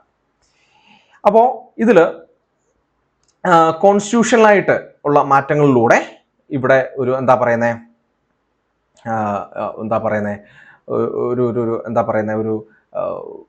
ഒരു ഭരണം എന്ന് പറയുമ്പോഴത്തേക്ക് നമുക്കൊരു സെൽഫ് റൂള്, റെസ്പോൺസിബിൾ ഗവൺമെന്റ് കൊണ്ടുവരിക എന്നുള്ളതായിരുന്നു ഇതിൻ്റെ ഒരു ഉദ്ദേശം എന്ന് പറയുന്നത്. അപ്പോൾ ഒരു കോൺഗ്രസ് ഒരു രാഷ്ട്രീയ പാർട്ടിയായിട്ട് മാറുന്നതും നമ്മുടെ ഗ്രാമീണ മേഖലകളിലേക്ക് പ്രവർത്തിക്കാൻ തുടങ്ങുന്നത് ഇതിൻ്റെയൊക്കെ പശ്ചാത്തലത്തിലാണ്. ഇനി ഇതിനൊരു പ്രത്യേകതയും കൂടിയുണ്ട്. ഇത് ഫേസ്ഡ് ആയിട്ടാണ് പ്രഖ്യാപിച്ചത്. അതായത് നാഗ്പൂർ സെഷനിൽ ഇതിന് അംഗീകാരം കൊടുത്ത് ഗാന്ധിജിയെ ഈ ഒരു ചുമതല ഏൽപ്പിക്കുന്ന സമയത്ത് ഖിലാഫത്ത് പ്രസ്ഥാനവും കൂടെ ചേർന്നിട്ടാണ് ഇത്, അലി ബ്രദേഴ്സുമായിട്ട് ചേർന്നിട്ടാണ് ഇത് ലോഞ്ച് ചെയ്യുന്നത്. ഈ സമയത്ത് ഇതിനെ പല ഫേസുകളായിട്ട് തിരിച്ചു. ഒന്നാമത്തെ ഫേസ്, രണ്ടാമത്തെ ഫേസ്, മൂന്നാമത്തെ ഫേസ്, നാലാമത്തെ ഫേസ്, 4 ഫേസുകളാണ്. ഇതിൽ ഒന്നാമത്തെ ഫേസുകളിൽ സ്കൂളുകൾ ബോയ്ക്കോട്ട് ചെയ്യുക, ലോ കോർട്ടുകൾ, അത് വക്കീലന്മാർ ബോയ്ക്കോട്ട് ചെയ്യുക, ചർക്കയുടെ ഒരു പ്രചാരണം നടത്തുക. 1905 സ്വദേശി മൂവ്മെന്റിലാണ് ആദ്യമായിട്ട് ചർക്കയുടെ ഒരു സിംബോളിസമായിട്ട് ഉള്ള ഉപയോഗം ആരംഭിക്കുന്നത്, ഈ സ്വദേശി പ്രസ്ഥാനവുമായിട്ട് ബന്ധപ്പെട്ട്. അപ്പൊ ഇങ്ങനെയുള്ള കാര്യങ്ങൾ പ്രചരിപ്പിക്കുകയായിരുന്നു ആദ്യത്തെ ഒരു മൈൽഡായിട്ടുള്ള രീതിയിൽ. ഇത് തുടർന്ന് CR ദാസ്, മോട്ടിലാൽ നെഹ്റു തുടങ്ങുന്ന ലോയേഴ്സ് രാജിവെച്ച് പുറത്തുപോയി. ഇങ്ങനെയുള്ള ഒരുപാട് വിദ്യാർത്ഥികൾ പുറത്തു വന്നു. ഇങ്ങനെയുള്ള കാര്യങ്ങളൊക്കെ സംഭവിച്ചു. ഇത് കഴിഞ്ഞിട്ട് രണ്ടാമത്തെ ഫേസിലേക്ക് ഒന്നും കൂടെ സമരം കടുപ്പിക്കുന്ന ഒരു ഘട്ടത്തിൽ 1921 ഓഗസ്റ്റോട് കൂടി തിലക് സ്വരാജ് ഫണ്ട് എന്ന് പറയുന്ന ഒരു പ്രത്യേക ഫണ്ട് രൂപീകരിച്ചു. 1 കോടിയോളം രൂപ സമാഹരിക്കുക എന്നുള്ളതായിരുന്നു എൻ്റെ ഉദ്ദേശം. നമ്മുടെ ഇന്ത്യയിൽ 20 ലക്ഷത്തോളം ചർക്കകൾ കളക്ട് ചെയ്ത് അത് സാധാരണക്കാരായിട്ടുള്ള നെയ്ത്ത് തൊഴിലാളികൾക്ക് കൊടുക്കുകയും അവിടെ ബ്രിട്ടീഷുകാരുടെ ഉൽപ്പന്നങ്ങൾ ഉപേക്ഷിക്കാൻ, പ്രത്യേകിച്ച് തുണിത്തരങ്ങൾ ഉപേക്ഷിക്കുക എന്നുള്ളതായിരുന്നു അവരുടെ ഉദ്ദേശം. കാരണം ബ്രിട്ടീഷുകാരെ ഏറ്റവും കൂടുതൽ ഇവിടെ വിറ്റിരുന്നത് ഈ തുണികളായിരുന്നു. മൂന്നാമത്തെ ഫേസ് എന്ന് പറഞ്ഞു കഴിഞ്ഞാൽ പരസ്യമായിട്ട് വിദേശ വസ്ത്രങ്ങളെ ബഹിഷ്കരിക്കുക. അത് വലിയ രീതിയിൽ അവരുടെ സാമ്പത്തിക മേഖലയെ തകർക്കാൻ ചാൻസ് ഉണ്ട്. അതുപോലെ തന്നെ ബ്രിട്ടീഷ് രാജകുമാരൻ 1921 നവംബറിൽ വരുന്നു. അദ്ദേഹത്തെ ബോയ്ക്കോട്ട് ചെയ്തു. അതുപോലെ തന്നെ ചർക്ക ഖാദി തുടങ്ങുന്നവ കാര്യമായിട്ട് പ്രചരിപ്പിച്ചു. ജയിൽ നിറയ്ക്കൽ സമരം കോൺഗ്രസ് വോളണ്ടിയേഴ്സ് പ്രഖ്യാപിക്കുകയൊക്കെ ചെയ്തു. നാലാമത്തെ ഫേസിലേക്ക് വരുമ്പോഴത്തേക്ക് കുറച്ചും കൂടെ റാഡിക്കലായിട്ടുള്ള ഒരു രീതിയാണ് ഇത്. ബർദോളി സത്യാഗ്രഹം ഇതുമായിട്ട് ബന്ധപ്പെട്ട് നടക്കുന്ന ഒരു സംഭവമാണ്. ബർദോളിയിലെ ഈ കർഷകരുടെ ഒരു കാര്യം ഏറ്റെടുത്തുകൊണ്ട് അവിടെ നിന്നും ഈ ഒരു വലിയൊരു മൂവ്മെന്റ് ആരംഭിക്കുക എന്നുള്ളതായിരുന്നു ഉദ്ദേശം. 1922 ഫെബ്രുവരി 5-ാം തീയതിയാണ് ഇതിനു വേണ്ടി ഫിക്സ് ചെയ്തത്. 1922 ഫെബ്രുവരി 5-ാം തീയതി. അപ്പം ഇവിടെ സിവിൽ ഡിസോബീഡിയൻസ് ബർദോളിയിൽ നിന്ന് ആരംഭിക്കുക. അതേപോലെ തന്നെ കർഷകരോ മറ്റാൾക്കാരോ ഒന്നും നികുതി കൊടുക്കണ്ട എന്നൊരു നിലപാടും അവരെടുത്തു. അപ്പോൾ ഈ നാലാമത്തെ ഫേസിന് വേണ്ടി ഒരുങ്ങിയിരിക്കുന്ന സമയത്ത് ഗാന്ധിജി ഒരു പ്രഖ്യാപനമൊക്കെ നടത്തി. 1.5 വർഷം കൂടെ നമുക്കൊന്ന് ഇതുപോലെ നമ്മളൊന്ന് മുന്നോട്ട് പോയി കഴിഞ്ഞാൽ നമുക്ക് ചിലപ്പോൾ പൂർണ്ണ സ്വരാജ് തന്നെ കിട്ടിയേക്കാം എന്നൊക്കെ അദ്ദേഹം പറയുകയും ചെയ്തു. അങ്ങനെ ഇരിക്കുന്ന സമയത്താണ് 1922 ഫെബ്രുവരി 4-ാം തീയതി നമ്മുടെ ചൗരി ചൗര ഇൻസിഡന്റ് ഉണ്ടാകുന്നതും പോലീസ് ഒരുപാട് പേരെ അറസ്റ്റ് ചെയ്യുന്നതും. അത് തുടർന്ന് സത്യാഗ്രഹത്തിലും അഹിംസയിൽ നിന്നും മാറി നിന്നു. 22ഓളം പോലീസുകാരെ കൊന്നുകളഞ്ഞു എന്നുള്ള കുറെ കാരണങ്ങളാല് ഗാന്ധിജി ഈ ഒരു സമരം പിൻവലിക്കുകയും ചെയ്തു. അപ്പോൾ ആ ഒരു നാലാമത്തെ ഫേസ് ശരിക്കും പറഞ്ഞാൽ നടന്നില്ല, അത് അബോർട്ട് ചെയ്ത് കളഞ്ഞു. ആദ്യത്തെ 3 ഫേസ് നടന്നു. 3 ഫേസ് കഴിഞ്ഞിട്ട് നാലാമത്തെ ഫേസ് എന്ന് പറയാൻ സിവിൽ ഡിസോബീഡിയൻസ് മൂവ്മെന്റും നോൺ പേയ്മെന്റ് ഓഫ് ടാക്സും ആയിരുന്നു. ബർദോളി സത്യാഗ്രഹമായിട്ട് ബന്ധപ്പെട്ടാണ് അത് ആരംഭിക്കാൻ വേണ്ടി ശ്രമിച്ചത്. പക്ഷേ അത് നടന്നില്ല. നമുക്ക് നോക്കാം. Consider the following subjects with regard to non cooperation movement. 1. Boycott of law codes and foreign clothes, observance of strict non violence, retention of titles and honours without using them in public, establishment of panchayats for settling disputes. How many of the above were parts of non-cooperation movement? Only 1, only 2, only 3, all the 4. So നമുക്കൊന്ന് answer ചെയ്യാം. Answer ചെയ്യാൻ ശ്രമിക്കുക.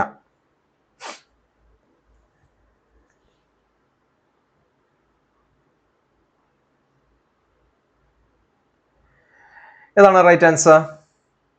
Right answer only 3 ആണ്. അപ്പോൾ നമുക്ക് നോക്കാം. Boycott of law codes and foreign clothes ശരിയാണോ? ശരിയാണ്. Observance of strict non violence വളരെ ഇമ്പോർട്ടൻ്റ് ആണ്. ഈ നോൺ വയലൻസിൽ നിന്ന് മാറി ചൗരി ചൗരയിൽ 22 പോലീസുകാരെ കൊന്നുകളഞ്ഞത് കൊണ്ടാണ് ഈ പറയുന്ന നോൺ കോപ്പറേഷൻ മൂവ്മെന്റ് പിൻവലിച്ചത് പോലും. അപ്പോൾ വളരെ സത്യാഗ്രഹം, അഹിംസ തുടങ്ങുന്ന കാര്യങ്ങളെ കാര്യമായിട്ട് മുറുകെ പിടിച്ചുകൊണ്ട് മാത്രമേ പറ്റുള്ളൂ എന്ന് നിർബന്ധമെടുത്തു. മൂന്നാമത്തെ സ്റ്റേറ്റ്മെന്റ് ശരിക്കും പറഞ്ഞാൽ തെറ്റാണ്. കാരണം ടൈറ്റിൽസ് ഓണേഴ്സും അക്കാലത്ത് ടൈറ്റിൽസ് ഓണേഴ്സും ഉണ്ട്. നമുക്കറിയാലോ, നമ്മുടെ ആധുനിക ഭരണഘടനയിലെ ആർട്ടിക്കിൾ 18 അനുസരിച്ച് ടൈറ്റിൽസ് ഓണേഴ്സും ഒന്നും അക്കാഡമിക് അല്ലെങ്കിൽ മിലിറ്ററി കാര്യങ്ങൾ ഒഴിച്ച് ബാക്കിയൊന്നിനും നമുക്ക് സ്വീകരിക്കാൻ കഴിയില്ല. അക്കാലത്ത് രാജ, മഹാരാജ, ബഹദൂർ ഇങ്ങനെയൊക്കെ പറയുന്ന പല ടൈറ്റിൽസ് കൊടുത്തിരുന്നു. അവർക്ക് പ്രത്യേകം പ്രിവിലേജുകളൊക്കെ ഉണ്ടായിരുന്നു. ഈ ടൈറ്റിൽസും ഓണേഴ്സും അതുകൂടാതെ നൈറ്റ്ഹുഡ് പോലെയുള്ള കാര്യങ്ങൾ ഇതൊക്കെ ഉപേക്ഷിക്കാനാണ് പറഞ്ഞത്. Retention of titles and honours അല്ല, മറിച്ച് അത് പരസ്യമായിട്ട് ഉപേക്ഷിക്കാനാണ് ആഹ്വാനം ചെയ്തത്. സോ അത് തെറ്റാണ്. നാലാമത്തത് establishment of panchayats for settling disputes. അത് ശരിയാണ്. കാരണം എല്ലാ തരത്തിലും ഒരു സ്വദേശിവൽക്കരണം ഇവിടെ ആരംഭിച്ചു. അതായത് ആളുകൾ സ്വന്തമായിട്ട് ഉൽപ്പാദനങ്ങൾ ഉൽപ്പാദിപ്പിക്കുക, സ്വന്തം സ്കൂളുകൾ സ്ഥാപിക്കുക, ഇതൊക്കെ ബ്രിട്ടീഷുകാർക്ക് ബദലായിട്ട് ഇവിടെ സ്ഥാപിക്കാം, ഗവൺമെന്റിന് ബദലായിട്ട് സ്ഥാപിക്കാം. അങ്ങനെ ഒരു സംഭവം കൂടെ അവിടെയുണ്ട്. സോ അത് റൈറ്റ് ആയിട്ടുള്ള കാര്യമാണ്. ഓക്കെ, ഇനി നമുക്ക് ഈ 2 മോഡിലുള്ള ക്യാമ്പയിൻസ് ആണ് നമ്മുടെ നോൺ കോപ്പറേഷൻ മൂവ്മെന്റുമായിട്ട് ബന്ധപ്പെട്ടുള്ളത്. അതൊന്ന് പഠിച്ചു വെക്കുന്നത് വളരെ നല്ലതായിരിക്കും. ഡിസ്ട്രക്റ്റീവ് ആൻഡ് കൺസ്ട്രക്റ്റീവ് എന്ന് പറഞ്ഞു കഴിഞ്ഞാൽ ഒരു സ്ഥലത്ത് നശിപ്പിക്കുന്ന കുറച്ച് രീതിയും കൺസ്ട്രക്റ്റീവ് കുറച്ച് ഡെവലപ്പ് ചെയ്യുന്ന രീതിയുണ്ട്. ഇത് നമ്മൾ സാധാരണ നമ്മുടെ അക്കാഡമിക്കലായിട്ട് നമ്മളൊന്ന് പഠിച്ചു വെക്കുന്നതാണ്. നിങ്ങൾക്ക് മെയിൻസിനും നിങ്ങൾ ഒരുപക്ഷെ എഴുതുമ്പോഴത്തേക്ക് ഇങ്ങനെയാണ് എഴുതേണ്ടത്. അതായത് ഇതിൻ്റെ പ്രോഗ്രാമിൽ ഡിസ്ട്രക്റ്റീവ് ആസ്പെക്ട്സ് എന്ന് പറയുന്നത് ഏകദേശം 5 കാര്യങ്ങളാണ്. അതായത് ഗവൺമെൻറ് ടൈറ്റിലുകൾ ഉപേക്ഷിക്കുക, അതായത് നശിപ്പിക്കുക, അതാണ് ഡിസ്ട്രക്റ്റീവ് എന്ന് ഉദ്ദേശിക്കുന്നത്. കൈസറി ഹിന്ദ്, ഖാൻ ബഹദൂർ ഇങ്ങനെയുള്ളതൊക്കെ പലരും ഉപേക്ഷിച്ചു.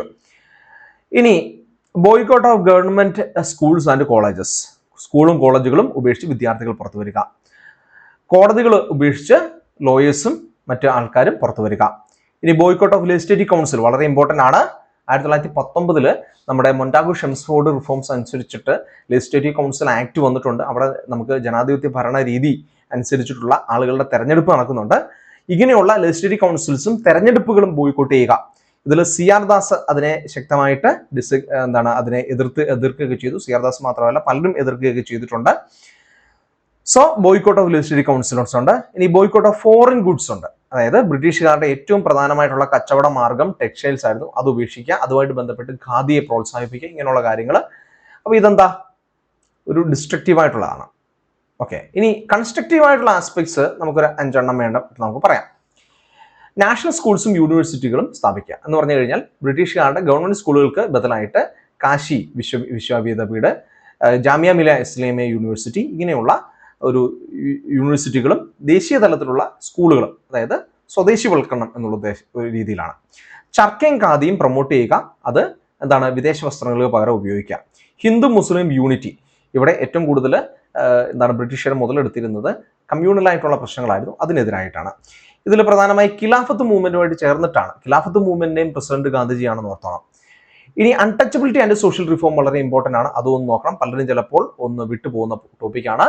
തൊട്ടുകൂടായ്മ തീണ്ടിക്കൂടായ്മ, മറ്റ് കാസ്റ്റ് റിജിഡിറ്റിക്കെതിരായിട്ടും ഇതേ ഒരു മൂവ്മെന്റിന്റെ ഒരു ഭാഗമായിട്ടുള്ള ഒരു ഒരു പ്രോഗ്രാംസ് ഉണ്ടായിരുന്നു. ഇനി നാഷണൽ പഞ്ചായത്ത്സ്, അതായത് ഗാന്ധിജിയുടെ ഒരു ആശയമാണല്ലോ ഈ പറയുന്ന ഒരു സെൽഫ് റിലയൻസ് ആയിട്ടുള്ള വില്ലേജസ്. അപ്പൊ അങ്ങനെ നാഷണൽ പഞ്ചായത്ത്സിന്റെ ഒരു രൂപീകരണം, പ്രത്യേകിച്ച് ബ്രിട്ടീഷുകാരുടെ ജുഡീഷ്യറിക്ക് ബദലായിട്ട് ഗ്രാമങ്ങളിൽ നീതിന്യായ വ്യവസ്ഥകൾ നിർവഹിക്കാൻ വേണ്ടി പഞ്ചായത്തുകൾ സ്ഥാപിക്കുക, ഗ്രാമപഞ്ചായത്തുകൾ. അപ്പൊ ഇതായിരുന്നു ഇവരുടെ കൺസ്ട്രക്റ്റീവ് ആയിട്ടുള്ള ആസ്പെക്ട്സിലുള്ള 5 കാര്യങ്ങൾ. അപ്പൊ ഇത് രണ്ടും ഒന്ന് ഓർത്ത് വെക്കണം. അത് പ്രിലിംസിൽ മാത്രമല്ല മെയിൻസിലും നിങ്ങൾക്ക് ഗുണം ചെയ്യും. ഇനി ഈ ബോയ്ക്കോട്ട് കൊണ്ട് എന്തായിരുന്നു ഗുണം? ഈ ഫോറിൻ ക്ലോത്ത് ബോയ്ക്കോട്ട് കൊണ്ട് 1920-22 സമയത്ത്, അക്കാലത്ത് നമ്മൾ നോക്കുമ്പോഴത്തേക്ക് ഏതാണ്ട് 102 കോടി കച്ചവടം ഇവിടെ ബ്രിട്ടീഷുകാർ ടെക്സ്റ്റൈൽ മേഖലയിൽ നടത്തിയിരുന്നു. അത് 52 കോടിയായിട്ട് കുറഞ്ഞു, ഏതാണ്ട് നേർ പകുതിയായിട്ട് മാറി. എന്നിട്ട് ഇന്ത്യയിലെ ഹാൻഡ്ലൂം ഇൻഡസ്ട്രി, അതായത് ഇന്ത്യയിലെ നെയ്ത്തുശാലകൾ വലിയ രീതിയിൽ ബൂം ചെയ്യുകയും ചെയ്തു. ഇത് ബ്രിട്ടീഷുകാർക്ക് വലിയൊരു അടിയായിട്ട് മാറി. കാരണം അവരുടെ സാമ്പത്തിക മേഖലയെ വലിയ രീതിയിൽ ബാധിച്ചൊരു കാര്യമാണ്. ഇന്ന് 102 കോടി എന്നൊക്കെ പറയുന്നത് ഇന്ന് ബില്യൺസ് അല്ലെങ്കിൽ ട്രില്യൺസ് വരും. അപ്പം അത്രയും ഒരു വലിയൊരു മാറ്റമാണ്. ഓക്കെ, നമുക്ക് അടുത്തൊരു ചോദ്യത്തിലേക്ക് പോകാം. Subsequent to which one of the following events Gandhiji, who consistently opposed untouchability and appealed for its eradication from all spheres, decided to include the upliftment of Harijans in his political and social program?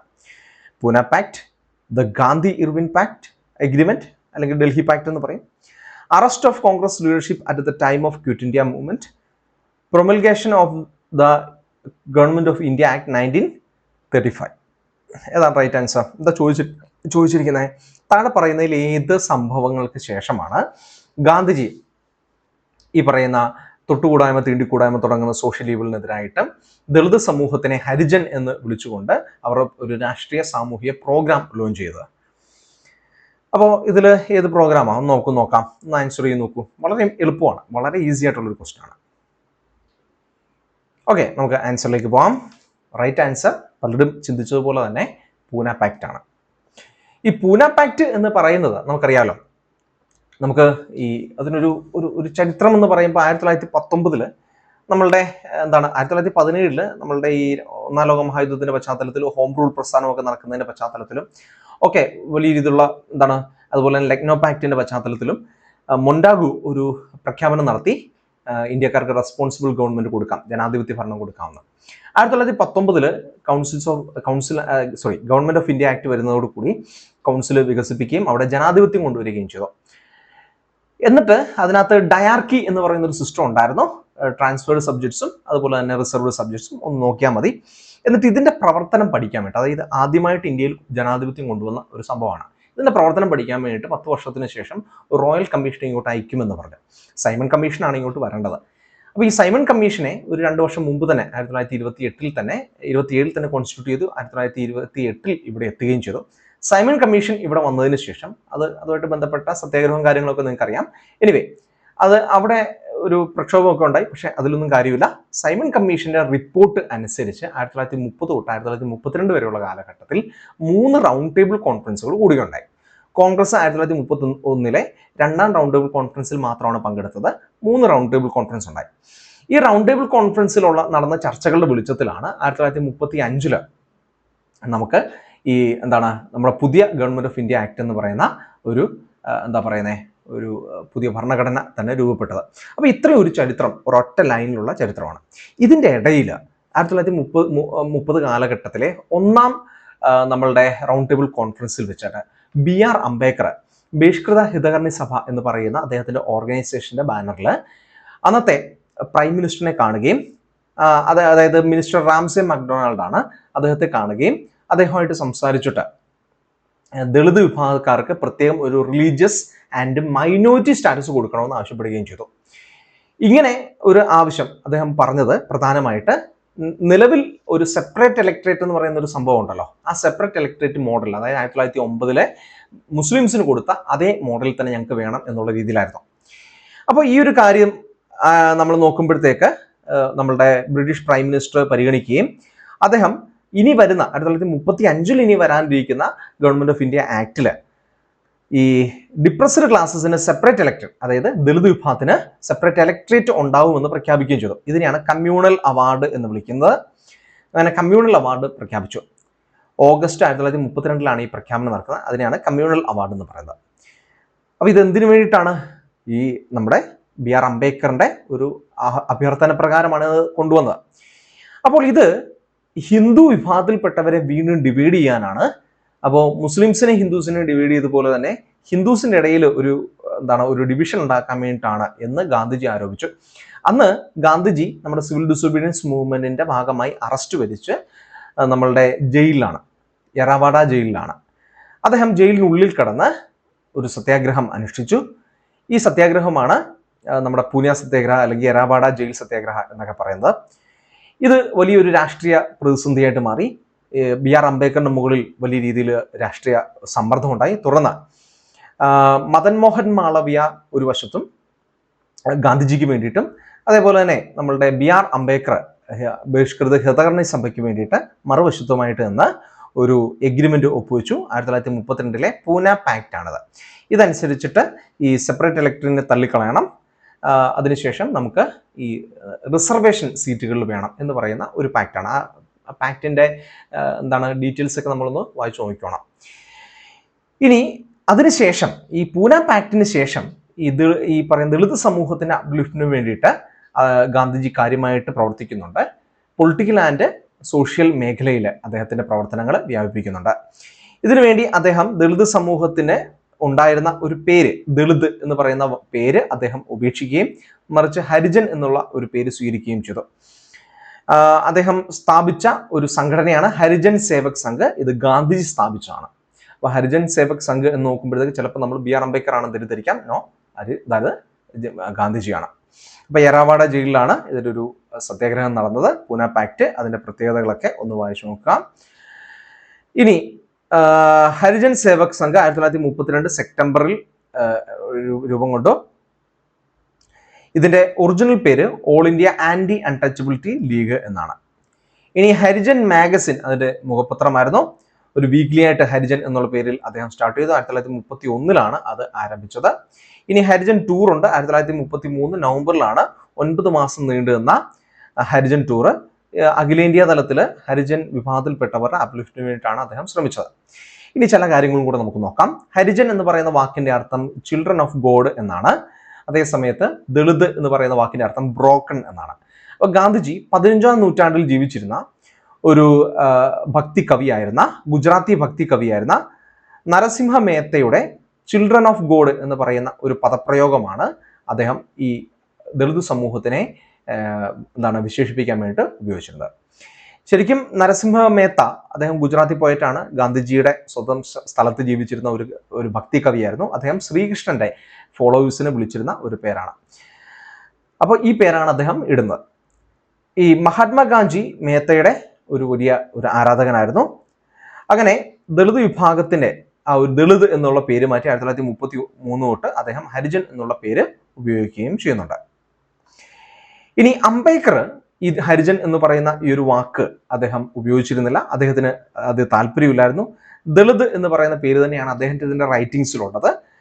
അദ്ദേഹം ഈ ഹരിജൻ എന്ന് പറയുന്ന ഒരു വാക്കിന്റെ പ്രയോഗത്തിലൂടെ ഒരു Hindu nationalism എന്ന് പറയുന്ന ഒരു ആശയത്തിലേക്ക് തങ്ങളെയും കൂടെ കൊണ്ടുവരികയാണ്. അത് തങ്ങൾക്ക് താല്പര്യമില്ല. മുസ്ലിങ്ങളെ പോലെ ഒരു ഇൻഡിപെൻഡന്റ് കമ്മ്യൂണിറ്റിയാണ് ഞങ്ങൾ എന്നുള്ള ഒരു നിലപാടായിരുന്നു അദ്ദേഹത്തിന്. ഈ ദളിത് എന്ന് പറയുന്ന ഒരു വാക്ക് ഉപയോഗിക്കുമ്പോൾ കാലങ്ങളായിട്ട് നേരിട്ടിരുന്ന ഒപ്രഷൻസ് എടുത്തു കാണിക്കാം എന്നുള്ളതായിരുന്നു അംബേദ്കറിന്റെ ഒരു രീതി എന്ന് പറയാം, അല്ലെങ്കിൽ അദ്ദേഹത്തിന്റെ ഒരു ഉദ്ദേശം എന്ന് പറയുന്നത്. ഇത്തരം കാര്യങ്ങൾ നമ്മളൊന്ന് പറഞ്ഞതേ ഉള്ളൂ. നമ്മളിനി ഈ ഗാന്ധിജിയായിട്ട് ബന്ധപ്പെട്ടും ബി.ആർ. അംബേദ്കറുമായിട്ട് ബന്ധപ്പെട്ടുള്ള ജേർണൽസ്, മാഗസിൻസ്, ദളിത് അല്ലെങ്കിൽ ഹരിജൻ സമൂഹവുമായിട്ട് ബന്ധപ്പെട്ടുള്ള ഓർഗനൈസേഷൻസ്, ഇതൊക്കെ ഒന്ന് നോക്കുന്നത് വളരെ നന്നായിരിക്കും. നമുക്കിനി അടുത്തൊരു ചോദ്യത്തിലേക്ക് പോകാം. Consider the following statements about Raja Ram Mohan Roy. ഒന്നാമത്തെ statement, he possessed great love and respect for the traditional philosophical systems of East.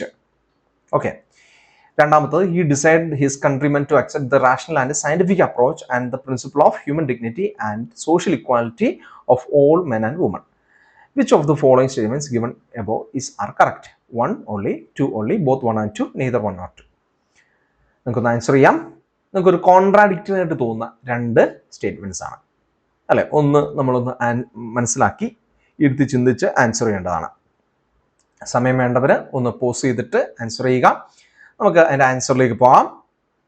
Both 1 and 2 രണ്ടും കറക്റ്റ് ആണ്. നമുക്ക് നോക്കാം, ഒന്നും രണ്ടും കോൺട്രാഡിക്റ്ററി ആയിട്ട് തോന്നും. ഒന്നെന്താ, ട്രഡീഷണൽ ഫിലോസഫിക്കൽ സിസ്റ്റം, അതായത് നമ്മുടെ ഇന്ത്യയായിട്ട് ബന്ധപ്പെട്ട പൗരസ്ത്യ ലോകത്തിന്റെ ഒരു തത്വചിന്തയെ കാര്യമായിട്ട് അദ്ദേഹം റെസ്പെക്ട് ചെയ്തു, അതിനോട് വലിയ സ്നേഹമായിരുന്നു. ശരിയാണ്. അതേ സമയത്ത് തന്നെ വെസ്റ്റേൺ രീതി, അതായത് പാശ്ചാത്യ രീതിയിലുള്ള റാഷണൽ ആൻഡ് സയന്റിഫിക് അപ്രോച്ച് അദ്ദേഹത്തിന് ഉണ്ടായിരുന്നു. അതിൽ ഹ്യൂമൻ ഡിഗ്നിറ്റി, സോഷ്യൽ ഇക്വാലിറ്റി തുടങ്ങുന്ന കാര്യങ്ങൾ അദ്ദേഹം വെസ്റ്റേൺ ഐഡിയോളജിയിൽ നിന്നാണ് എടുത്തിരുന്നത്. ഇതും ശരിയാണ്. നമുക്ക് നോക്കാം എന്താണ് ഇതിന്റെ കാരണം. ഇവിടെ രാജാ റാം മോഹൻ റോയ് ഇവിടെ ഉണ്ടായിരുന്ന പല ഉപനിഷത്തുകൾ, അതേപോലെ തന്നെ നമ്മുടെ തത്വചിന്തകൾ, മറ്റു പല കാര്യങ്ങളും അദ്ദേഹം സ്വീകരിച്ചിരുന്നു. ഉപനിഷത്തുകളെ അദ്ദേഹം സംസ്കൃതത്തിൽ നിന്നും ബംഗാളി ഭാഷയിലേക്ക് ട്രാൻസ്ലേറ്റ് ചെയ്യുക പോലും ചെയ്തു. അങ്ങനെ ഇവിടെ ഉണ്ടായിരുന്ന ഫിലോസഫിക്കൽ ട്രഡീഷൻസിനെ കാര്യമായിട്ട് സ്വീകരിച്ചാണ് അദ്ദേഹത്തിന്റെ ബ്രഹ്മസമാജോ എന്ന് പറയുന്ന ആ ഒരു സംഘടനയിലെ ബ്രഹ്മോ എന്ന് പറയുന്ന കോൺസെപ്റ്റ് പോലും, ബ്രഹ്മോയിസോ എന്നാണ് അദ്ദേഹം ആ ഒരു കോൺസെപ്റ്റിന്റെ പേര്, ആ ബ്രഹ്മോയിസം പോലും ഉപനിഷത്തുകളിൽ നിന്ന് സ്വീകരിച്ചാണ്. എന്നാൽ അതേ സമയത്ത് തന്നെ അദ്ദേഹം എന്ത് ചെയ്തു, ഈ വെസ്റ്റിൽ നിന്നുള്ള ആശയങ്ങൾ, പാശ്ചാത്യ മേഖലയിൽ നിന്നുള്ള ആധുനിക വിദ്യാഭ്യാസവുമായിട്ട് ബന്ധപ്പെട്ട ഇംഗ്ലീഷ് ഭാഷയുടെ പഠനം, ഗണിതശാസ്ത്ര പഠനം, നാച്ചുറൽ സയൻസസ്, അതേപോലെ തന്നെ അവരുടെ ഫിലോസഫികൾ, ഗ്രീക്ക്, ഇതൊക്കെ അദ്ദേഹം പഠിക്കാനും അത് പഠിപ്പിക്കാനും അദ്ദേഹം ആഗ്രഹം കാണിച്ചു. 1823 അന്നത്തെ ഗവർണർ ജനറൽ ആയിരുന്ന ലോർഡ് ആംഹെസ്റ്റൺ അദ്ദേഹം എഴുതിയ പുസ്തകത്തിലാണ് ഈ പടിഞ്ഞാറൻ ശാസ്ത്രവും പടിഞ്ഞാറൻ രീതിയിലുള്ള സയൻസും അതിൻ്റെ എഡ്യൂക്കേഷനും ഒക്കെ ഇന്ത്യയിൽ കൊണ്ടുവരണം എന്ന് അദ്ദേഹം ആവശ്യപ്പെടുന്നത്. ഇതിനെ ദ ന്യൂ ലേണിംഗ് എന്ന് നമുക്ക് വേണമെങ്കിൽ വിളിക്കാം. അപ്പോൾ ഇദ്ദേഹം വിഭാവനം ചെയ്യുന്ന ഒരു എഡ്യൂക്കേഷൻ അല്ലെങ്കിൽ ഒരു ഭൗതിക ലോകം എങ്ങനെയാണ്? ഒന്ന്, നമ്മുടെ the best of west and east, അതായത് ഇന്ത്യയിലുള്ള തദ്ദേശീയമായിട്ടുള്ള ആ ഒരു ആശയങ്ങൾ, ഉപനിഷത്തുകളായിക്കോട്ടെ, ബുദ്ധമതാശയങ്ങൾ, എന്തും ആയിക്കോട്ടെ, അതെല്ലാം എടുക്കുന്നു. അതോടൊപ്പം വെസ്റ്റിൻ്റെ റാഷണാലിറ്റി, സയന്റിഫിക് തിങ്കിങ്സ്, മനുഷ്യരുടെ മാനവികത എന്ന് പറയുന്ന ചിന്താഗതി, ഫ്രഞ്ച് വിപ്ലവത്തിലൂന്നിയ ആശയങ്ങൾ, ഈ ഫ്രഞ്ച് വിപ്ലവം ഏറ്റവും കൂടുതൽ സ്വാധീനിച്ച ഒരു വ്യക്തിയാണ് രാജാ റാം മോഹൻ റോയ്. ഇതൊക്കെ സ്വീകരിക്കുകയും ചെയ്തു. ഈ രണ്ടും കൂടെ കലർത്തിയിട്ടുള്ള ഒരു എഡ്യൂക്കേഷനും ഒരു ഇന്റലക്ച്വൽ ലോകവുമാണ് ഇന്ത്യക്ക് വേണ്ടിയിട്ട് രാജാ റാം മോഹൻ റോയ് വിഭാവനം ചെയ്തത്. ഇതിനെ നമുക്ക് ന്യൂ ലേണിംഗ് എന്ന് വേണമെങ്കിൽ വിളിക്കാം, the best of west and east. നമുക്കിനി രാജാ റാം മോഹൻ റോയുമായിട്ട് ബന്ധപ്പെട്ട കുറച്ച് കാര്യങ്ങൾ നോക്കാം. നമുക്ക് ചോദ്യങ്ങൾ വരാൻ ചാൻസ് ഉള്ള ഒരു വ്യക്തിയാണ് അദ്ദേഹം സ്ഥാപിച്ച ഓർഗനൈസേഷനാണ് ആത്മീയ സഭ 1814, ബ്രഹ്മസമാജ് 1828. ദ്വാരകനാഥ് ടാഗോറുമായിട്ട് ചേർന്നിട്ടാണ് ബ്രഹ്മസമാജം സ്ഥാപിക്കുന്നത്. ഇനി ഹിന്ദു കോളേജ് 1817, വേദാന്ത കോളേജ് 1825. ഇനി അദ്ദേഹത്തിന്റെ ജേണൽസ്, ശബദ് കൗമുദി ബംഗാളി ഭാഷ, മീറത്തുൽ അക്ബർ പേർഷ്യൻ ഭാഷയിലും. അദ്ദേഹത്തിന് പല ഭാഷകൾ അറിയായിരുന്നു, Hindi, Greek, Latin, Hebrew, English, അതേപോലെ തന്നെ ഈ ഫ്രഞ്ച്, ഇങ്ങനെ പേർഷ്യൻ, ഇങ്ങനെയൊക്കെയുള്ള പല ഭാഷകൾ അദ്ദേഹത്തിന് അറിയായിരുന്നു. ഫ്രഞ്ച് അറിയുമെന്നറിയില്ല, ബാക്കിയുള്ള അറബിക്ക് ഉൾപ്പെടെയുള്ള ഭാഷകൾ അദ്ദേഹത്തിന് അറിയായിരുന്നു. ഇനി സതിക്കെതിരായിട്ടും ജാതി വ്യവസ്ഥയ്ക്കെതിരായിട്ടും പിന്നെ കുലീനിസം എന്ന് പറയുന്ന ഒരു പ്രധാനപ്പെട്ട ഒരു സംഭവം ഉണ്ടായിരുന്നു. കുലീനിസം എന്ന് പറയും. ഈ കുലീനിസം എന്ന് പറയുന്ന ഒരു സോഷ്യൽ ഈവലിനെതിരായിട്ടും ഒക്കെ അദ്ദേഹം കാര്യമായിട്ട് പ്രവർത്തിക്കുന്നുണ്ട്. വില്യം ബെന്നിക്ക് എന്ന് പറയുന്ന ഗവർണർ ജനറലിന്റെ കാലത്താണ് സതി അദ്ദേഹം നിരോധിക്കാൻ വേണ്ടിയിട്ടുള്ള ശ്രമങ്ങൾ നടത്തുന്നത്. അതുമായിട്ട് ബന്ധപ്പെട്ട് വില്യം ബെന്നിക്ക് 1829 സതി നിരോധന നിയമം കൊണ്ടുവരികയും ചെയ്തു. നമുക്ക് നോക്കാം അടുത്ത ചോദ്യം. Who among the following was the founder of self respect movement? Periyar E V. Ramasamy Naicker, B doctor B R. Ambedkar, C Bhaskara Rao Jadhav, D Dinakar Rao Jawalkar. നമുക്കൊന്ന് ആൻസർ ചെയ്യാൻ വേണ്ടി നോക്കാം. വളരെ ഫാക്ച്വൽ ആയിട്ടുള്ള ഒരു ചോദ്യമാണ്. നമുക്ക് എന്തായാലും ഇതിന്റെ ആൻസറിലേക്കൊന്ന് പോകാം. പെരിയാർ ഇ.വി. രാമസ്വാമി നായ്ക്കറാണ് സെൽഫ് റെസ്പെക്ട് മൂവ്മെന്റ് സ്ഥാപകൻ. നമ്മൾ ഈ ഒരു എന്താ പറയുന്ന ടൈപ്പ് ക്വസ്റ്റ്യൻസ് ഇതൊരു പ്രത്യേക ടോപ്പിക്കിൽ നിന്നാണ് വരുന്നത്. നമ്മൾ പഠിച്ചു പോകുന്നതിനിടയിൽ നമ്മൾ പലപ്പോഴും റെനേസൻസ് SRRMs ഒക്കെ പഠിക്കത്തില്ലേ? ഈ SRRMസിനെ നമ്മൾ സാധാരണ പഠിക്കുന്നത് എങ്ങനെയാ? ഈ റിലീജിയസ് ആയിട്ടുള്ള ഡിവിഷൻസ് ആയിട്ട് നമ്മൾ റെനേസൻസ് ഒരു 3-4 പേരെ കുറിച്ച് പഠിക്കുന്നു. ഈ SRRMs പഠിക്കുന്നു. അത് റിലീജിയസ് ആയിട്ട് ഹിന്ദു റിഫോം മൂവ്മെന്റ്സ്, പാഴ്സി, സിഖ്, മുസ്ലിം, ഇത്രയും നമ്മൾ പഠിച്ചു തീർക്കുകയാണ് ചെയ്തത്. എന്നാൽ നമ്മൾ പഠിക്കുന്ന ഒരു രീതിയിൽ ചെറിയൊരു മാറ്റം കൊണ്ടുവന്നു കഴിഞ്ഞാൽ നിങ്ങൾക്ക് ഇത്തരം ആൻസേഴ്സ് വളരെ എളുപ്പത്തിൽ നിങ്ങൾക്ക് ചെയ്യാൻ വേണ്ടി സാധിക്കും. അതായത് നമ്മളുടെ ഈ റെനേസൻസ് ലീഡേഴ്സ്, അതിൻ്റെ ഓർഗനൈസേഷൻസ് എന്ന് പറഞ്ഞിട്ട് Rajaram Mohan Roy, Henry Vivian Derozio, Ishwar Chandra Vidyasagar, Keshav Chandra Sen എന്ന് പറയുന്ന 4 പേരെ കുറിച്ച് നിങ്ങൾ പഠിക്കുക. ഇത് റെനേസൻസിന്റെ തുടക്കം എന്നുള്ള നിലയിൽ പഠിക്കുക. SRRMസിന്റെ കൂടെയല്ല, അല്ലാതെ പഠിക്കുക. ഇതുമായിട്ട് ബന്ധപ്പെട്ട് അവരുടെ ഓർഗനൈസേഷൻസ്, ഇപ്പോൾ ഉദാഹരണത്തിന് യങ് ബംഗാൾ മൂവ്മെന്റ്, അതുപോലെ തന്നെ ഡി റോസിയുടെ ശിഷ്യന്മാർ സ്ഥാപിച്ചിട്ടുള്ള വിവിധ സംഘടനകൾ, അതേപോലെ തന്നെ നമ്മുടെ ബ്രഹ്മസമാജം, വളരെ ഡീറ്റെയിൽ ആയിട്ട് തന്നെ ബ്രഹ്മസമാജത്തിന്റെ 3 ഡിവിഷൻസ്, കാര്യങ്ങൾ, നേതാക്കന്മാര്, ഈ കാര്യങ്ങളൊക്കെ പഠിക്കുക. ഇത്രയും നിങ്ങൾ റെനേസൻസ് ആയിട്ട് പഠിക്കുക. ഇനി നിങ്ങളുടെ SRRMs എടുക്കുന്ന സമയത്ത് ഒരു 3 ക്ലാസിഫിക്കേഷൻ നോക്കണം. ആദ്യം നമ്മളിപ്പോൾ പറഞ്ഞതുപോലെ 4 മതങ്ങളുടെ പശ്ചാത്തലത്തിൽ നിങ്ങൾ SRRMസിനെ തിരിക്കാം. രണ്ടാമതായിട്ട് ഇതിന്റെ ടൈപ്പിൽ നോക്കാം. ഒന്നെന്ന് പറഞ്ഞാൽ റീസ്റ്റോറേഷൻ ആൻഡ് റിവൈവലിസം. ഇപ്പം മുസ്ലിം ആണെങ്കിൽ അല്ലെങ്കിൽ സിഖുകാരുടെയാണ്, ഏതായിക്കോട്ടെ, അതിനകത്ത് റിവൈവലിസ്റ്റ് ഏതാണ്, റിഫോമിസ്റ്റ് ഏതാണ്, ഇത് നോക്കാം. ഹിന്ദു വിഭാഗത്തിൽപ്പെട്ടാണെങ്കിൽ അത് നോക്കാം. അങ്ങനെ ഒരു കോൺസെപ്റ്റ് ആണ്. മൂന്നാമത് നമ്മൾ സാധാരണ ആളുകൾ ഇങ്ങനെ തിരയാത്തൊരു കാര്യമാണ് നമ്മുടെ ബ്രാഹ്മണിക്കൽ ആൻഡ് നോൺ ബ്രാഹ്മണിക്കൽ. ഈ ആന്റി ബ്രാഹ്മണിക്കൽ അല്ലെങ്കിൽ നോൺ ബ്രാഹ്മണിക്കൽ എന്ന് പറയുന്ന ഒരു മൂവ്മെന്റ് ഉണ്ട്.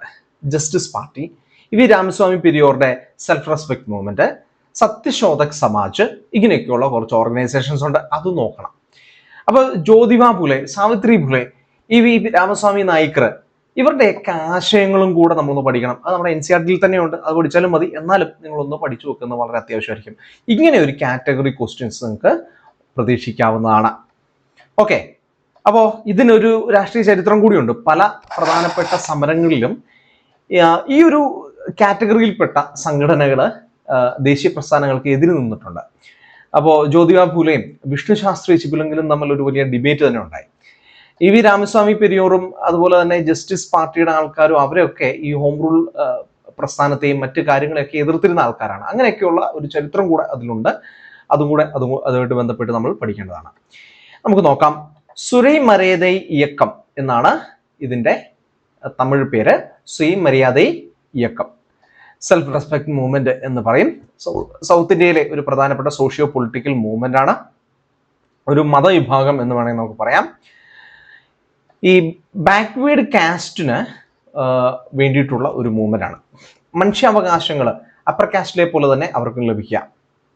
അദ്ദേഹം ബ്രാഹ്മണിക്കൽ ഹെജമണിയെ ശക്തമായിട്ട് എതിർത്തു. അതുപോലെ തന്നെ കാസ്റ്റ് ഹയറാർക്കിയും അതേപോലെ തന്നെ ഈ പലതരത്തിലുള്ള ടൈറ്റിലുകളും രീതികളും ഒക്കെ ഉപേക്ഷിക്കാൻ വേണ്ടി അദ്ദേഹം ആവശ്യപ്പെടുകയും ചെയ്തു. ഒരു എത്തീസ്റ്റിക് ആൻഡ് റാഷണലിസ്റ്റ് ആയിട്ടുള്ള മൂവ്മെന്റ് ആണ്. സൂപ്പർസ്റ്റിഷ്യസ് ആയിട്ടുള്ള ആശയങ്ങളില്ല. മൊത്തത്തിൽ ഈ മതങ്ങളിൽ രൂപപ്പെടുത്തുന്ന സ്ലേവറി മനോഭാവം, അതായത് ഒരു ഒരു സൂപ്പർസ്റ്റിഷ്യസ് ആയിട്ടുള്ള ആശയങ്ങളെയൊക്കെ പിന്തുടരുന്ന ആ ഒരു സ്ലേവറി മനോഭാവം അവസാനിപ്പിക്കുക തുടങ്ങുന്ന കാര്യങ്ങൾ അദ്ദേഹം മുന്നോട്ട് വെച്ചു. ഇതിന്റെ ഒരു ഭാഗമായിട്ടാണ് ഒരു ഫെമിനിസ്റ്റ് ആശയം അല്ലെങ്കിൽ ഒരു വുമൺ റൈറ്റ്സിന്റെ ഒരു ആശയം കൂടെ മുന്നോട്ട് വയ്ക്കുന്നത്. ഡിവോഴ്സ്, പ്രോപ്പർട്ടി റൈറ്റ് തുടങ്ങുന്നവയ്ക്ക് അവർ വലിയ പ്രാധാന്യം കൊടുത്തു. അത് സ്ത്രീകളുടെ അവകാശമായിട്ട് അത് മുന്നോട്ട് വയ്ക്കുകയും ചെയ്തു. അതുപോലെ തന്നെ സെൽഫ് റെസ്പെക്ട് മാരേജസ് എന്ന് പറയുന്ന ഒരു പുതിയ തരം മാരേജുകൾ മുന്നോട്ട് വെച്ചു. പുരോഹിതരില്ലാത്ത, മതപരമായ റിച്വൽസ് ഇല്ലാത്ത, താലി അല്ലെങ്കിൽ മംഗളസൂത്രം കെട്ടാത്ത തരത്തിലുള്ള മാരേജസ് ആണിത്. ഇനി ദ്രവീഡിയൻ ഐഡന്റിറ്റി, തമിഴ് ഭാഷയും അതുപോലെ തന്നെ മലയാളം, തെലുങ്ക്, കന്നഡ തുടങ്ങുന്ന ദ്രാവിഡ ഭാഷകളുടെ ഒരു ഡെവലപ്മെന്റുമായിട്ടുള്ള കാര്യങ്ങൾ അദ്ദേഹം മുന്നോട്ട് വെച്ചു. ഈ ആര്യൻ, അതായത് നോർത്ത് ഇന്ത്യൻ ഒരു ഇൻഫ്ലുവൻസ് കുറയ്ക്കുക എന്നുള്ളത് അദ്ദേഹത്തിന്റെ ഒരു പ്രധാനപ്പെട്ട ഉദ്ദേശമായിരുന്നു. ഇനി ഇതിനകത്ത് നമ്മൾ പറയുന്ന BR അംബേദ്കർ എന്ന് പറയുന്ന ദളിത് സമൂഹത്തിന്റെ പ്രവർത്തനത്തിന് വേണ്ടി കാര്യമായിട്ട് പ്രവർത്തിച്ച വ്യക്തിയാണ്. നമ്മൾ ഈ പറഞ്ഞതുപോലെ തന്നെ നോൺ ബ്രാഹ്മണിക്കൽ മൂവ്മെന്റ് ആണ്. ബഹിഷ്കൃത ഹിതകർണി സഭയാണ് അദ്ദേഹത്തിന്റെ ആ ഒരു ഓർഗനൈസേഷൻ. ഷെഡ്യൂൾഡ് കാസ്റ്റ് ഫെഡറേഷനും അദ്ദേഹത്തിന്റെ പ്രധാനപ്പെട്ട ഒരു ഇനിഷ്യേറ്റീവ് ആയിരുന്നു. പ്രധാനമായി മഹാരാഷ്ട്ര റീജിയണും അതേപോലെ തന്നെ ദേശീയ തലത്തിലുമാണ് അദ്ദേഹത്തിന്റെ പ്രവർത്തനങ്ങൾ നടന്നത്. C. ഭാസ്കറാവോ ജാദവ്, D. ദിനങ്കർ ജാവൽക്കർ തുടങ്ങുന്ന രണ്ടുപേര്, അവരും നോൺ ബ്രാഹ്മണിക്കൽ മൂവ്മെന്റ് ഭാഗമാണ്. മഹാരാഷ്ട്ര തന്നെയാണ്. ജ്യോതിബ ഫുലെയൊക്കെ സ്ഥാപിച്ച സത്യശോധക് സമാജവുമായിട്ട് ബന്ധപ്പെട്ടിട്ട് നമുക്ക് ഈ പറയുന്ന ഇവര് പ്രവർത്തിച്ചിരുന്നു എന്ന് കാണാൻ വേണ്ടി കഴിയും. ഇനി who provided legal defence to the people arrested in the aftermath of Chauri Chaura incident? CR Das, Madan Mohan Malaviya and Krishnakant, doctor Saifuddin Kitchlew and Khwaja Hasan Nizami, MA Jinnah, Muhammad Ali Jinnah. ഏതാണ് റൈറ്റ് ആൻസർ? റൈറ്റ് ആൻസറിലേക്ക് പോകാം. റൈറ്റ് ആൻസർ എന്ന് പറയുന്നത് B ആണ്. മദൻ മോഹൻ മാളവിയും കൃഷ്ണകാന്തുമാണ്. നമ്മൾ പലപ്പോഴും ചൗരി ചൗരി ഇൻസിഡന്റ് ഒക്കെ പറഞ്ഞിട്ട് അത് കഴിഞ്ഞിട്ട് അങ്ങ് നമ്മൾ പോകാറുണ്ട്. നമ്മൾ ഇതിന്റെ കുറച്ച് കാര്യങ്ങൾ നമ്മൾ പഠിക്കാറില്ല. നമുക്ക് ഇങ്ങനെയുള്ള ചോദ്യങ്ങളും കൂടെ ഇടയ്ക്കൊന്ന് പ്രതീക്ഷിക്കാം. അതായത് അപ്രതീക്ഷിതമായിട്ട് ഈ ഇടയ്ക്കുള്ള വളരെ മൈന്യൂട്ടായിട്ടുള്ള ഇൻഫർമേഷൻ ചിലപ്പോൾ നമുക്കത് അറിയത്തില്ലെങ്കിൽ അത് ഇങ്ങനെയുള്ള ചോദ്യങ്ങൾ ഒഴിവാക്കുകയാണ് നല്ലത്, നമ്മളൊരു റിസ്ക് എടുക്കാതെ. നമുക്ക് മദൻ മോഹൻ മാളവിയും കൃഷ്ണകാന്തുമാണ് ചൗരി ചൗര സംഭവത്തിന് ശേഷം അതിൽ അറസ്റ്റ് ചെയ്യപ്പെട്ടവരെ ജയിലിൽ നിന്ന് വിമോചിപ്പിക്കാൻ വേണ്ടിയിട്ട് നിയമപരമായ ഒരു യുദ്ധത്തിന് തയ്യാറായത്. 1922 ഫെബ്രുവരി 4 ചൗരി ചൗര ഇൻസിഡന്റ് നടന്നു. ബർദോളിയും സിവിൽ ഡിസോബീഡിയൻസ് മൂവ്മെന്റും നോൺ പേയ്മെന്റ് ഓഫ് ടാക്സും ലോഞ്ച് ചെയ്യാൻ വേണ്ടി ഗാന്ധിജി തീരുമാനിച്ചിരിക്കുന്നത് തൊട്ട് തലേദിവസമാണ് ഇത് സംഭവിച്ചത്. ഇതോടുകൂടിയാണ് നോൺ കോപ്പറേഷൻ മൂവ്മെന്റ് പിൻവലിച്ചത്. 100 കണക്കിന് ആൾക്കാരെ ബ്രിട്ടീഷ് പോലീസ് അറസ്റ്റ് ചെയ്തു. അതിൽ 172 പേരെ മരണശിക്ഷയ്ക്ക് വിധിച്ചു. പണ്ഡിറ്റ് മദൻ മോഹൻ മാളവിയെയും, അദ്ദേഹം വളരെ വലിയ ഒരു ലോയറും ഒരു ദേശീയ നേതാവും ഒക്കെ ആയിരുന്നു, അദ്ദേഹത്തിന്റെ സുഹൃത്തായിരുന്ന കൃഷ്ണകാന്തും കൂടെ ചേർന്ന് അലഹബാദ് ഹൈക്കോടതിയിൽ വാദിക്കുകയുണ്ടായി. കൃഷ്ണകാന്ത് മാളവിയും അതുപോലെ തന്നെ മദൻ മോഹൻ മാളവിയും ഇവരുടെ ഒരു പ്രവർത്തനത്തിന്റെ ഫലമായിട്ട് അതിൽ പലരെയും അതിനെ ശിക്ഷയിൽ നിന്ന് ഒഴിവാക്കാൻ വേണ്ടി സാധിച്ചു. 19 പേർക്ക് വധശിക്ഷ ലഭിച്ചു. 110 പേരുടെ വധശിക്ഷ ജീവപര്യന്തമായിട്ട് കുറയുകയുണ്ടായി. ബാക്കിയുള്ളവരുടെ ശിക്ഷകൾ ഷോർട്ട് ടൈം ആയിട്ട് കുറയുകയും ചെയ്തു. ഇനി CR ദാസിന് നമുക്ക് എടുക്കാം. അദ്ദേഹം ഒരു പ്രസിദ്ധനായിട്ടുള്ള ലോയർ ആയിരുന്നു. ദേശബന്ധു എന്ന് അറിയപ്പെട്ടിരുന്നു. നമുക്ക് അലിപ്പൂർ ബോംബ് കേസ് 1908 സംഭവിച്ചപ്പോൾ അരബിന്ദ് ഘോഷിന് വേണ്ടിയിട്ട് ഡിഫെൻഡ് ചെയ്ത വക്കീലാണ് അദ്ദേഹം. അതുപോലെ തന്നെ അദ്ദേഹത്തിന്റെ ഒരു ചരിത്രം നോക്കുകയാണെങ്കിൽ മോട്ടിലാൽ നെഹ്റുവുമായിട്ട് ചേർന്ന് നോൺ കോപ്പറേഷൻ മൂവ്മെന്റിൽ ഗാന്ധിജിയുടെ ആഹ്വാന പ്രകാരം വക്കീൽ ജീവിതം അവസാനിപ്പിച്ച വ്യക്തിയാണ് അദ്ദേഹം. സ്വരാജ് പാർട്ടിയുടെ സ്ഥാപകനാണ്. അപ്പോൾ ഇനി ഡോക്ടർ സൈഫുദ്ദീൻ കിച്ലെ, അദ്ദേഹം ഒരു പ്രധാനപ്പെട്ട ഒരു കോൺഗ്രസ് നേതാവാണ്. കുറച്ചൊരു മിലിറ്റന്റ് ആക്ടിവിസം ഒക്കെ ഉണ്ടായിരുന്നു. ഈ സൈഫുദ്ദീൻ കിച്ലെ അതുപോലെ തന്നെ സത്യപാൽ എന്ന് പറയുന്ന 2 പേരെ ഉദ്ദേശിച്ചിട്ടാണ് പലതരത്തിലുള്ള ഈ പറയുന്ന ഡിഫൻസ് നിയമങ്ങളൊക്കെ വന്നതും അതുപോലെ തന്നെ ജാലിയൻ വാലാബാഗ് മസാക്കർ നടക്കുന്നത് ഈ സൈഫുദ്ദീൻ കിച്ലെയും അതുപോലെ സത്യപാലിനെ അറസ്റ്റ് ചെയ്യുമായിട്ട് ബന്ധപ്പെട്ടു. അങ്ങനെയുള്ള കുറച്ച് കാര്യങ്ങളുമായിട്ട് ബന്ധപ്പെട്ടുമൊക്കെയാണ്. ഇനി ആന്റി റൊവാൾട്ട് ആക്ട്, അതായത് റൊവാൾട്ട് ആക്ട് എന്ന് പറഞ്ഞ 2 ബില്ലുകൾ ഇവിടെ ഉണ്ടായിരുന്നു. അതായത് 1ാം ലോക മഹായുദ്ധത്തിന്റെ കാലത്ത് ഇവിടെ വാറന്റ് ഇല്ലാതെ ആരെയും അറസ്റ്റ് ചെയ്യാം എന്ന് പറയുന്നത്, അതിന് കരിനിയമം അല്ലെങ്കിൽ ബ്ലാക്ക് ബിൽസ് എന്നൊക്കെയാണ് വിളിച്ചിരുന്നത്. അപ്പൊ ഇതിനെതിരായിട്ട് റോവലാറ്റ് സത്യാഗ്രഹമൊക്കെ നടന്നു. ആ ഒരു പ്രശ്നത്തിലും അതുപോലെ തന്നെ ജാലിയൻ വാലാബാഗ് മേഖലയിൽ പഞ്ചാബില് ഈ മിലിറ്റന്റ് ആക്ടിവിസം കാര്യമായിട്ട് പ്രചരിപ്പിക്കുന്നതിലും ഒക്കെ അദ്ദേഹം കാര്യമായി പങ്കുവഹിച്ചു. അപ്പൊ ഇത്തരം കാര്യങ്ങളാണ്. ഇനി ഇദ്ദേഹമായിട്ട് ബന്ധപ്പെട്ട് നമ്മൾ പറയുന്ന മറ്റൊരാളാരായിരുന്നു? ഖ്വാജ ഹസൻ നിസാമിയാണ്. അദ്ദേഹം ഇതുമായിട്ട് ബന്ധമൊന്നുമില്ല, നമ്മളുടെ ഈ ഖിലാഫത്ത് പ്രസ്ഥാനവുമായിട്ട് ബന്ധപ്പെട്ട വ്യക്തിയാണ്. MA ജിന്ന, മുഹമ്മദ് അലി ജിന്ന, അദ്ദേഹം പാകിസ്ഥാന്റെ രാഷ്ട്രപിതാവായിട്ട് സ്വീകരിക്കപ്പെടുന്നു. 1930കളുടെ അവസാനം മുതൽ പാകിസ്ഥാനും ഇന്ത്യ എന്ന് പറയുന്ന രണ്ട് രാജ്യങ്ങളാക്കണമെന്ന് ഏറ്റവും കൂടുതൽ ശക്തമായിട്ട് ആവശ്യപ്പെട്ട അദ്ദേഹമാണ്. നമ്മളുടെ ആനി ബെസന്റിന്റെ ഈ പറയുന്ന ഓൾ ഇന്ത്യ ഹോം റൂൾ ലീഗിന്റെ അതിന്റെ ബോംബെയുടെ പ്രസിഡന്റായിട്ട് അദ്ദേഹം സേവനമനുഷ്ഠിച്ചു. 1916 നമ്മളുടെ ലക്നോ പാക്റ്റിൽ ഈ മുസ്ലിം ലീഗിനെയും കോൺഗ്രസിനെയും കൂടെ ഒന്നിച്ചു ചേർത്തതിൽ വലിയ പങ്ക് വഹിക്കുകയൊക്കെ ചെയ്തു. അന്ന് അത് നമ്മളുടെ ആനി ബെസന്റ് അദ്ദേഹത്തെ the ambassador of Hindu Muslim unity എന്നൊക്കെ വിളിക്കുകയൊക്കെ ചെയ്തു. കോൺഗ്രസ് മൂവ്മെന്റ്സിൽ കാര്യമായിട്ട് ശക്തമായിട്ടുണ്ടായിരുന്നു. അതുപോലെ തന്നെ അത്തരം കാര്യങ്ങൾ നമുക്ക് കാണാം. ഇനി ഈ കോൺഗ്രസിന്റെ നോൺ കോപ്പറേഷൻ മൂവ്മെന്റിന് എതിരായിട്ട് അദ്ദേഹം മാറുകയും, അതായത് ഗാന്ധിജിയുടെ ആശയങ്ങൾക്കെതിരായിട്ട് അദ്ദേഹം മാറുകയും പിന്നീട് കോൺഗ്രസിൽ നിന്ന് അകന്നു പോവുകയും ചെയ്തു. പിന്നീട് കൂടുതൽ മുസ്ലിം ലീഗിലാണ് അദ്ദേഹം പ്രവർത്തിച്ചത്. അടുത്ത നമുക്ക് നോക്കാം. Sedition has become my religion was a famous statement given by Gandhiji at the time of the Champara Satyagraha, publicly violating salt law at Dandi, attending the second roundtable conference in London, the launch of Quit India movement. അപ്പോൾ ഗാന്ധിജിയുടെ പ്രസംഗങ്ങളൊക്കെ നമ്മൾ നോക്കണം. Sedition has become my religion എന്ന് പറയുന്ന വളരെ famous ആയിട്ടുള്ള ഒരു statement അദ്ദേഹം നടത്തിയത് ഈ സമയത്താണ്.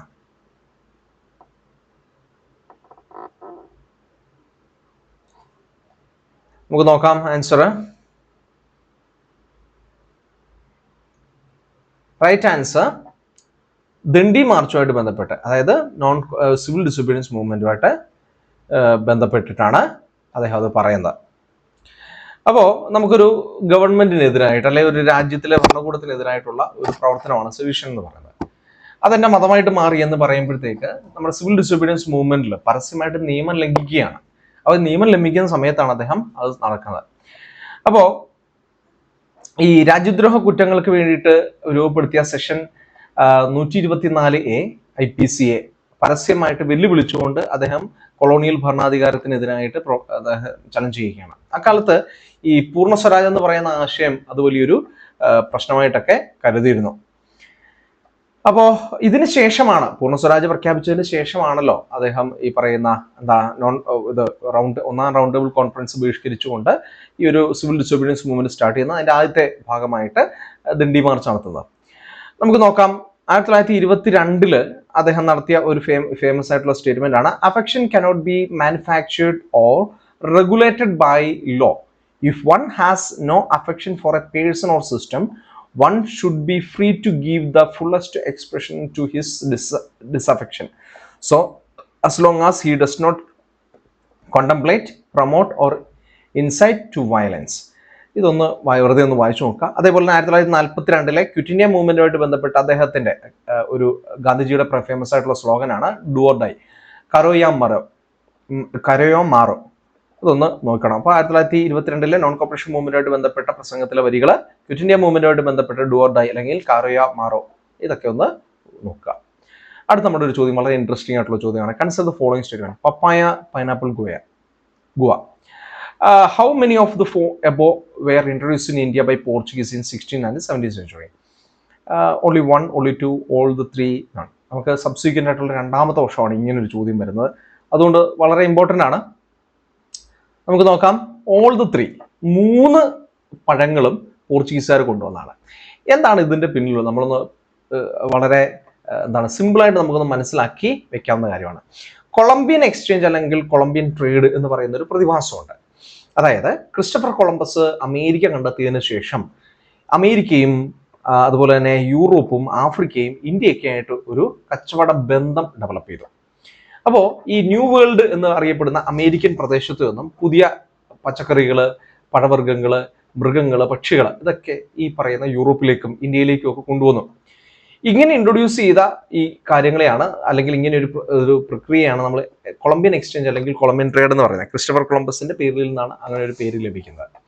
16ാം നൂറ്റാണ്ടിലും 17ാം നൂറ്റാണ്ടിലും ഇത് കാര്യമായിട്ട് നടത്തിയ പോർച്ചുഗീസുകാരാണ്. പോർച്ചുഗീസുകാര് കേരളത്തിലും അതേപോലെ തന്നെ വെസ്റ്റേൺ കോസ്റ്റ് റീജിയണിലും ഇന്ത്യയിലെ മൊത്തത്തിലും ഇങ്ങനെയുള്ള പല കാര്യങ്ങളും ഇവിടെ കൊണ്ടുവരികയുണ്ടായി. ഇത് നമ്മളുടെ കാർഷിക രംഗത്തെയും നമ്മളുടെ ഭക്ഷണ രീതികളെയൊക്കെ മാറ്റിമറിച്ചിട്ടുണ്ട്.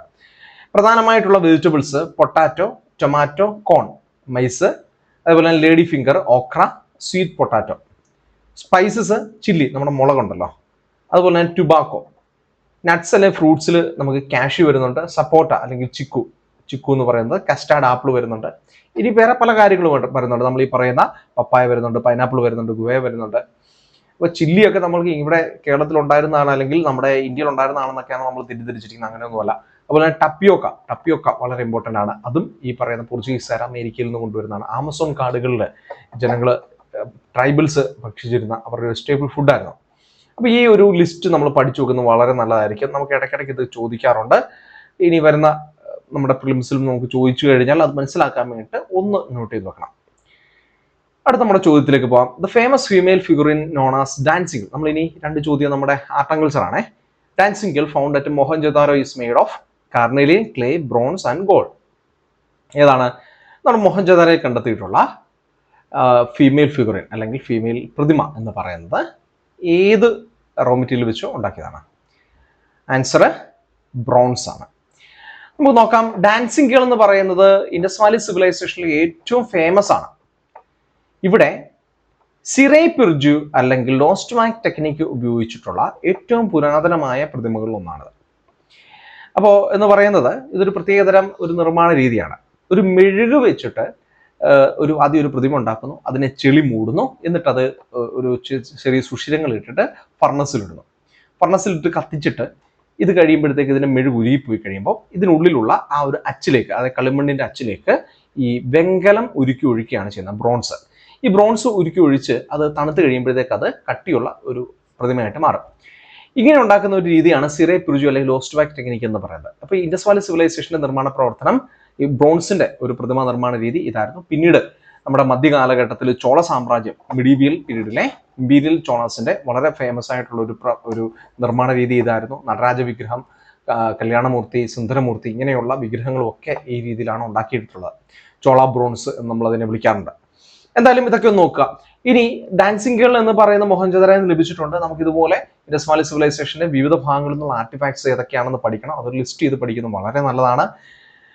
ഇനി അതേപോലെ തന്നെ നമ്മൾ നോക്കുമ്പോൾ ഇതൊരു ബ്രോൺസ് ഏജ് സിവിലൈസേഷൻ ആണ്, അല്ലെ? ഇരുമ്പില്ല, അതേസമയത്ത് കോപ്പറിന്റെ ഒരു അവസ്ഥ കഴിയുകയും ചെയ്തു. ഇങ്ങനെയുള്ള ബ്രോൺസ് ഏജ് സിവിലൈസേഷൻ ആണ് ഇൻഡസ് വാലി സിവിലൈസേഷൻ അല്ലെ ഹാരപ്പൻ സിവിലൈസേഷൻ. ഈ ഒരു സിവിലൈസേഷനിൽ നമ്മൾ ചില കാര്യങ്ങളും കൂടെ ഒന്ന് നോട്ട് ചെയ്ത് വെക്കാം.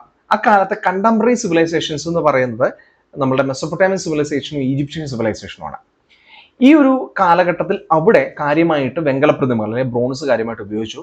പക്ഷേ ഇവിടെ റയറായിട്ട് മാത്രമേ, ഇൻഡസ് വാലി സിവിലൈസേഷൻ റയറായിട്ട് മാത്രമേ ബ്രോൺസ് ഉപയോഗിച്ചിട്ടുള്ളൂ. ബ്രോൺസ് ഏജ് സിവിലൈസേഷൻ ആണ്, പക്ഷേ എന്നാൽ ഇവിടെ റയറായിട്ട് മാത്രമേ മറ്റൊരുമായിട്ട് കമ്പയർ ചെയ്യുമ്പോഴത്തേക്ക് ഇവിടെ ഉപയോഗിച്ചിരുന്നുള്ളൂ. അപ്പോൾ ഈ കാര്യങ്ങൾ നോക്കുക. ഇനി നമ്മൾ ഇൻഡസ് വാലി സിവിലൈസേഷൻ ആർട്ടിഫാക്ട്സിൽ പ്രതിമകളെ കുറിച്ച് പഠിക്കാൻ വേണ്ടിയിട്ട് വളരെ എളുപ്പമാണ്. നമ്മൾ അതിനെ 3 കാറ്റഗറി ആയിട്ട് തിരിക്കണം. 1 bronze sculptures, 2 stone sculptures, 3 terracotta sculptures. ഈ ബ്രോൺസ് സ്കൾപ്ചേഴ്സിൽ ഇതും വേറൊരു ബഫലോയുടെ ഒരു ഹാരപ്പിൽ നിന്ന് കിട്ടിയിട്ടുള്ള ഒരു സ്ട്രക്ചർ മാത്രമേ ഉള്ളൂ.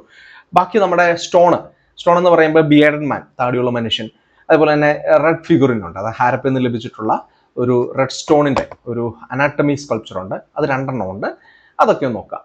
ഇനി 3ാമത് ടെറാക്കോട്ട ഫിഗറിൻസ് എന്ന് പറയുമ്പോഴത്തേക്ക് മദർ ഗോഡസ് ഉണ്ട് മോഹൻജദാരോയിൽ നിന്ന് ലഭിച്ചിട്ടുള്ളത്. അതുകൂടാതെ ഈ male and female figurines, terracotta, toys, അതൊക്കെ എവിടെയൊക്കെയാണ് ലഭിച്ചിരുന്നത് ഒന്ന് നോക്കുക. മദർ ഗോഡസ് പ്രത്യേകം ഒന്ന് നോട്ട് ചെയ്യുക. ഇതേ ഉള്ളൂ നമ്മളുടെ ഇൻഡസ് വാലി സിവിലൈസേഷനിലെ പ്രതിമകൾ എന്ന് പറയുന്നത്. സോ ഇതൊന്ന് നോട്ട് ചെയ്യുക. നമുക്കിനി അടുത്ത ചോദ്യത്തിലേക്ക് പോകാം. The first Gandharva Mahavidyalaya, a music training school, was set up in 1901 by Vishnu Digambar Paluskar in Delhi, Gwalior, Ujjain, Lahore. എവിടെയാണ് ഗന്ധർവ മഹാവിദ്യാലയ എന്ന് പറയുന്ന music training school Vishnu Digambar Paluskar സ്ഥാപിച്ചത്? 1901. നിങ്ങൾ നമ്മുടെ ക്ലാസിക്കൽ മ്യൂസിക്കിനെ കുറിച്ചൊക്കെ പഠിക്കുമ്പോൾ നമ്മൾ പഠിക്കുന്ന ഒരു ഇൻസ്റ്റിറ്റ്യൂഷനാണ്. ഇന്ത്യയിലെ ഏറ്റവും എമിനൻ്റ് ആയിട്ടുള്ള ഇൻസ്റ്റിറ്റ്യൂഷൻസിൽ ഒന്നായിരുന്നു. ലാഹോറാണ്, ഇന്നത്തെ പാകിസ്ഥാനിലാണ്. നമുക്ക് നോക്കാം. പണ്ഡിറ്റ് വിഷ്ണു ദിഗംബർ പലുസ്കർ, അദ്ദേഹം ഇന്ത്യൻ ക്ലാസിക്കൽ മ്യൂസിക്കിലെ ഏറ്റവും ലെജൻഡറി ഫിഗറാണ്. അദ്ദേഹം ഗന്ധർവ മഹാവിദ്യാലയ എന്ന് പറയുന്ന പേരിൽ 1901 മെയ് 5 ലാഹോറിൽ ആണ് ഈ ഒരു ഇൻസ്റ്റിറ്റ്യൂഷൻ സ്ഥാപിച്ചത്. അതിനു മുമ്പ് നമ്മുടെ court style, royal court style എന്ന് പറയുമ്പോഴത്തേക്ക് നമ്മളുടെ രാജകൊട്ടാരങ്ങളിലൊക്കെ പാടിയിരുന്ന ഒരു സ്റ്റൈലിലായിരുന്നു പൊതുവെ ക്ലാസിക്കൽ മ്യൂസിക് ഉണ്ടായിരുന്നത്. ഗരണ സിസ്റ്റം എന്നാണ് ഉത്തരേന്ത്യയിലെ ഈ ഒരു സിസ്റ്റത്തെ നമ്മൾ വിളിക്കുന്നത്. പലുസ്കർ എന്ത് ചെയ്തു? അത് കുറച്ചും കൂടെ സാധാരണക്കാർക്ക് ആസ്വദിക്കാവുന്ന രീതിയിൽ അല്ലെങ്കിൽ സാധാരണക്കാരുടെ രീതിയിലേക്ക് ഇതിനെ ഡെമോക്രറ്റൈസ് ചെയ്തു, അതിനെ സ്ട്രക്ചർ ചെയ്തു. തുടർന്ന് എല്ലാവർക്കും പഠിക്കാവുന്ന ഒരു രീതിയിലേക്ക് അതിനെ മാറ്റുകയും ചെയ്തു. അതിനൊരു അക്കാഡമിക് ഫ്രെയിംവർക്ക് കൊടുക്കുകയും ചെയ്തു. ഇന്ന് നമ്മുടെ ഈ പറയുന്ന സെപ്പറേഷന് ശേഷം, പാകിസ്ഥാനും ഇന്ത്യയായിട്ട് സെപ്പറേറ്റ് ചെയ്തതിനു ശേഷം ന്യൂഡൽഹിയിലാണ് ഗന്ധർവ മഹാവിദ്യാലയ സ്ഥിതി ചെയ്യുന്നത്. പലുസ്കറിന്റെ ശിഷ്യനായിരുന്ന വിനയ് ചന്ദ്ര മൗഗല്യ 1939 ഡൽഹിയിൽ സ്ഥാപിച്ച ഇൻസ്റ്റിറ്റ്യൂഷനാണ് ഇന്ന് നമ്മളുടെ ഇന്ത്യയിൽ ന്യൂഡൽഹിയിൽ ഗന്ധർവ മഹാവിദ്യാലയ എന്ന് പറയുന്ന പേരിൽ സ്ഥിതി ചെയ്യുന്നത്. മറ്റേത് ലാഹോറിലാണ് 1901, അത് അവിടെ തന്നെയുണ്ട്. ഇത് ഇവിടെയാണ് നമുക്കുള്ളത്. ഇനി നമ്മൾ ഇതേപോലെ തന്നെ ഏതാനും ചില ഇൻസ്റ്റിറ്റ്യൂഷൻസിനെ കുറിച്ച് നോക്കാം. ഗന്ധർവ മഹാവിദ്യാലയ, ഹിന്ദുസ്ഥാനി മ്യൂസിക് ആണ്, വിഷ്ണു ദിഗംബർ പലുസ്കർ. ഇനി ഏറ്റവും പ്രധാനപ്പെട്ട വ്യക്തികൾ വിനയ് ചന്ദ്ര മൗദ്ഗല്യ, ഓം കർനാഥ് താക്കൂർ 1901 ലാഹോറിൽ സ്ഥാപിച്ചു. കലാഭവന അല്ലെങ്കിൽ Visva Bharati Kala Bhavana fine arts and painting ആണ്, രവീന്ദ്രനാഥ് ടാഗോർ ആണ് സ്ഥാപിച്ചത്.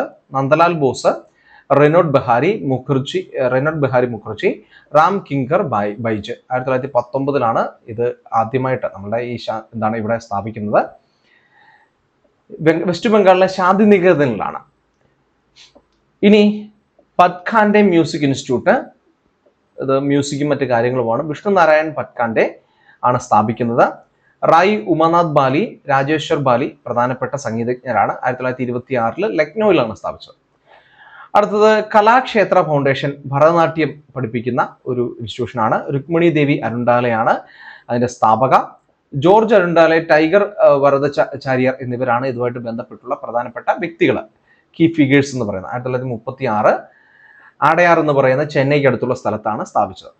Indian people's theatre association IPTA theatre and folk arts promote ചെയ്യാൻ വേണ്ടിയിട്ടാണ് സ്ഥാപിച്ചത്. കളക്റ്റീവ് ലീഡർഷിപ്പ്, ഒന്നിലധികം ആൾക്കാർ ചേർന്നിട്ടാണ് സ്ഥാപിക്കുന്നത്. ബിജോൺ ഭട്ടാചാര്യ, പൃഥ്വിരാജ് കപൂർ, ബൽരാജ് സാഹ്നി, ഋത്വിക് ഘട്ടക് ഇവരാണ് പ്രധാനപ്പെട്ട കലാകാരന്മാർ. 1943 സ്ഥാപിക്കപ്പെട്ടു. മുംബൈയിൽ ഒരു ദേശീയ തലത്തിലാണ് സ്ഥാപിക്കുന്നത്. കേരള കലാമണ്ഡലം കഥകളി, മോഹിനിയാട്ടം തുടങ്ങുന്നവ പ്രചരിപ്പിക്കാൻ വേണ്ടി സ്ഥാപിച്ചു. വള്ളത്തോൾ നാരായണമേനോൻ എന്ന് പറയുന്ന കവിയാണ് സ്ഥാപിക്കുന്നത്.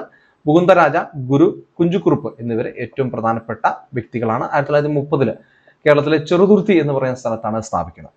അപ്പോൾ നമ്മൾ 2025 മുഴുവൻ ക്വസ്റ്റ്യൻസും, അതായത് ഹിസ്റ്ററിയിൽ ancient India, medieval India, modern India and art and culture, ഇത്രയും ക്വസ്റ്റ്യൻസ് നമ്മൾ നോക്കി. മൊത്തം ഒരു 16ഓളം ക്വസ്റ്റ്യൻസ് ഉണ്ട്. നമുക്ക് ഇതുമായിട്ട് ബന്ധപ്പെട്ടുള്ള റിലേറ്റ് ചെയ്തിട്ടുള്ള ഭാഗങ്ങൾ, നമുക്കിനി ചോദിക്കാൻ ചാൻസ് ഉള്ള ഭാഗങ്ങൾ നമ്മളോട് ഡിസ്കസ് ചെയ്തു. എല്ലാവർക്കും ഉപകാരപ്പെട്ടു എന്ന് വിശ്വസിക്കുന്നു. So thank you for watching video. നമുക്ക് മറ്റൊരു വീഡിയോ വീണ്ടും കാണാം.